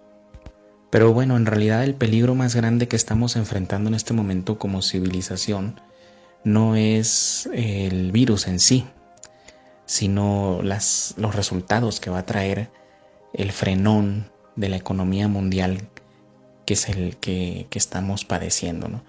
Que va a ser una crisis global, una crisis en la que preveo que se vaya a anunciar la creación de nuevas instituciones de gobernanza global. Y les platico un poco en una de las últimas capacitaciones que tuve en un instituto español sobre gobernanza global.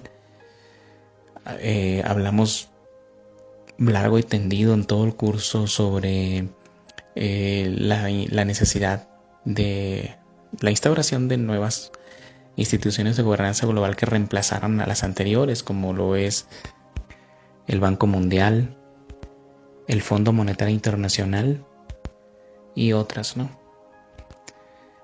Mientras yo tomaba esta capacitación, recordaba un documento al que accedí hace unos años. Este documento es el resultado de una serie de simposios que se hicieron en Estados Unidos en la base militar de Langley, Virginia, en la que se preveían todas estas cuestiones, pero desde 1989.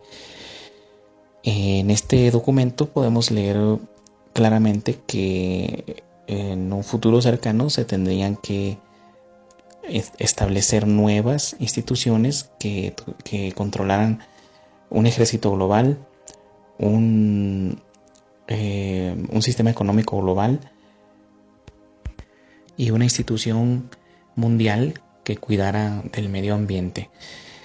Pues en el curso de esta capacitación nos estuvieron a nosotros enseñando que no solamente eran necesarias estas instituciones, ¿no?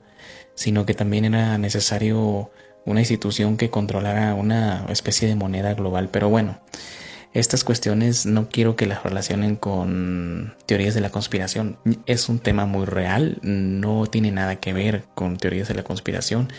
Es un tema que ya viene establecido como proyecto global, solamente que nosotros no nos enteramos, pues porque no accedemos fácilmente o no tenemos el tiempo de acceder a la información que publica claramente la ONU.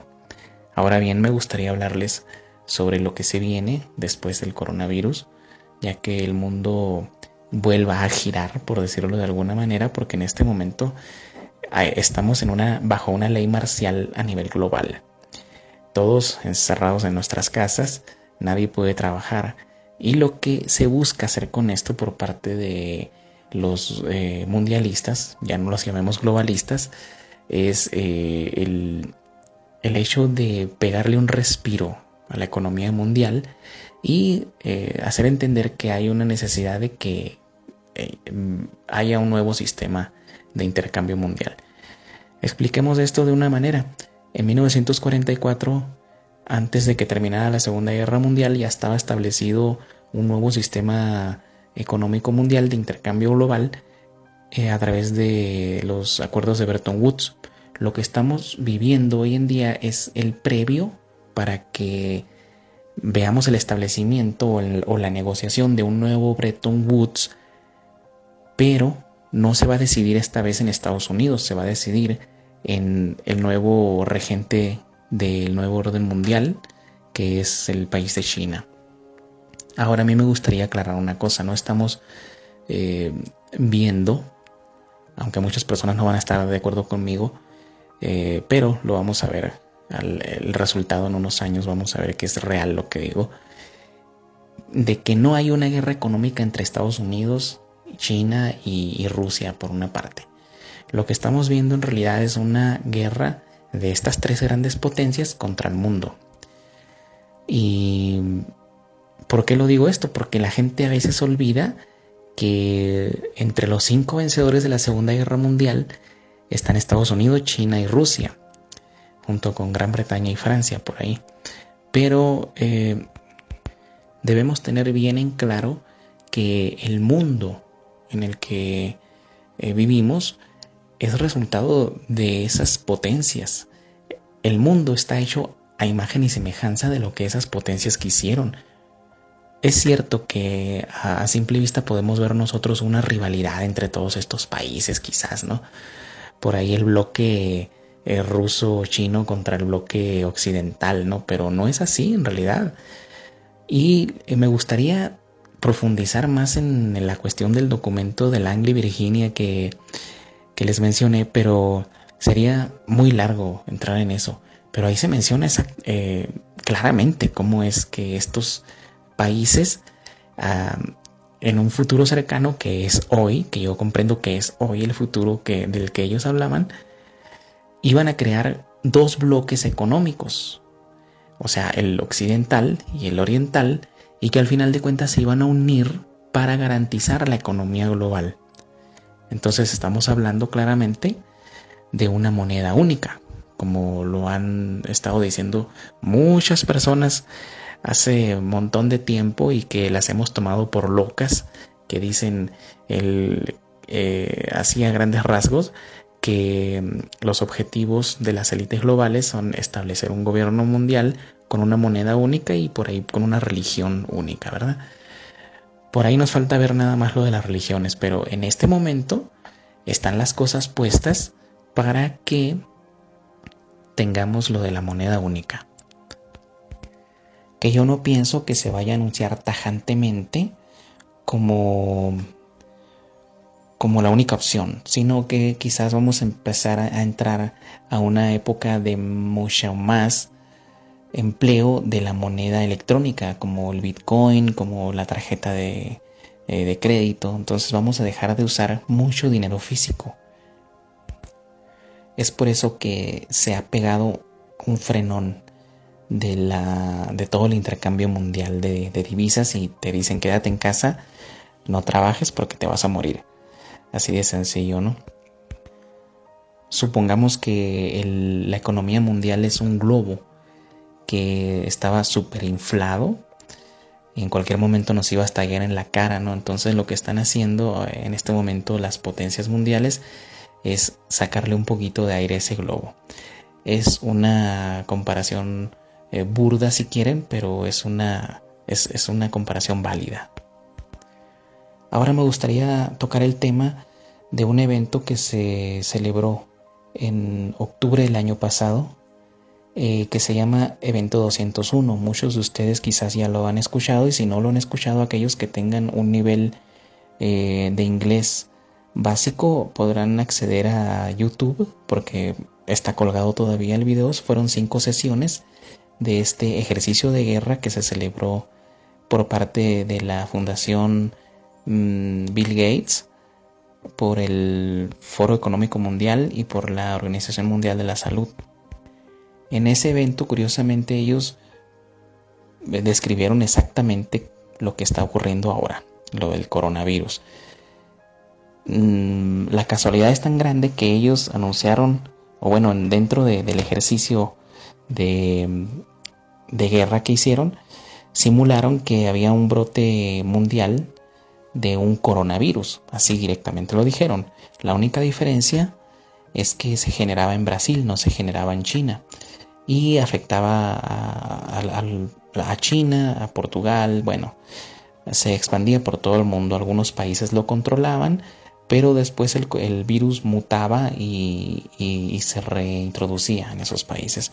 Lo interesante acá es ver que en las sesiones que llevaron a cabo se analizó el impacto negativo que este virus tendría en el intercambio económico mundial, en los viajes, en el transporte marítimo mundial y el impacto económico pues en la economía, la crisis que provocaría. Otra de las cuestiones que previeron con bastante exactitud, bastante sospechoso por cierto, es cómo los medios de comunicación informarían al mundo.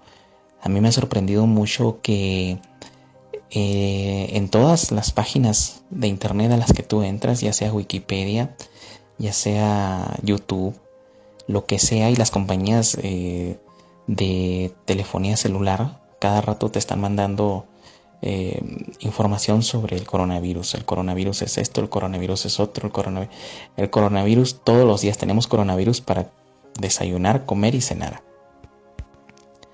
Curiosamente, en el evento decían que los medios de comunicación tenían que estar informando sin infundir el miedo, pero parece todo lo contrario, ¿no? El virus más mortal que estamos enfrentando es el miedo, no es en sí el virus. Y bueno, para terminar, me gustaría decirles que no hay que caer en el temor, no hay que caer en el pánico, porque esto va a pasar. Lo único que estamos viendo hoy en día es el reacomodo, digamos que la firma ya del pase de la estafeta del líder del mundo de Estados Unidos hacia China. Es lo que estamos viendo nada más. Obviamente va a haber turbulencia social, va a haber miedo, va a haber crisis económica, va a durar algún tiempo, pero no nos vamos a morir. No va a haber muertes masivas, como lo dicen los medios de comunicación. Nosotros estamos encerrados en nuestras casas simplemente porque el mundo tiene que pararse. Es por el bien de la economía. En mi opinión no está bien, pero no podemos hacer nada más. Y los invito a revisar las estadísticas de las muertes, de las enfermedades a nivel mundial, y verán que el coronavirus no llega ni a la mitad de lo que es la principal causa de muerte, que es la tuberculosis, ¿no? Y hay infinidad de enfermedades que matan mucha más gente al día, pero como los medios de comunicación no nos lo dicen, pues la gente no se vuelve loca, ¿no? En el momento que digan que la tuberculosis mata más gente, ahí sí sería una locura total, ¿no? Pero bueno, los medios de comunicación tienen mucha culpa en esto, en que la gente esté como loca comprando papel higiénico como si se fuera a convertir en la moneda de intercambio mundial en los próximos años, ¿no? Pero bueno, la locura entra primero por los medios de comunicación, y bueno, el resto lo hace el ser humano al esparcir el miedo, ¿no? John Rollin Rees, el creador del Instituto Tavistock, decía: la guerra empieza en la mente de las masas, y esto parece muy real. Muchas gracias. Ya habéis escuchado a Samuel y puede que lleve razón o puede que se esté equivocando, pero creo que su opinión, o quizás más bien su versión de todo esto, hace que nos cuestionemos muchas cosas de si realmente está ocurriendo todo esto en la trastienda del COVID-19. Quiero que dejéis vuestra opinión en las redes sociales y en el cajón de iVoox al respecto del COVID-19 y la versión que nos plantea Samuel. Lo único que sí que os pido es respeto hacia Samuel.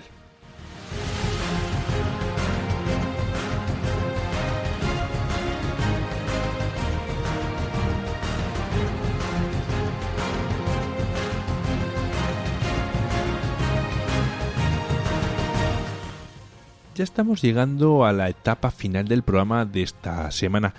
Hemos tocado muchos y diversos temas y espero y deseo que os hayan gustado y hayan sido de vuestro agrado.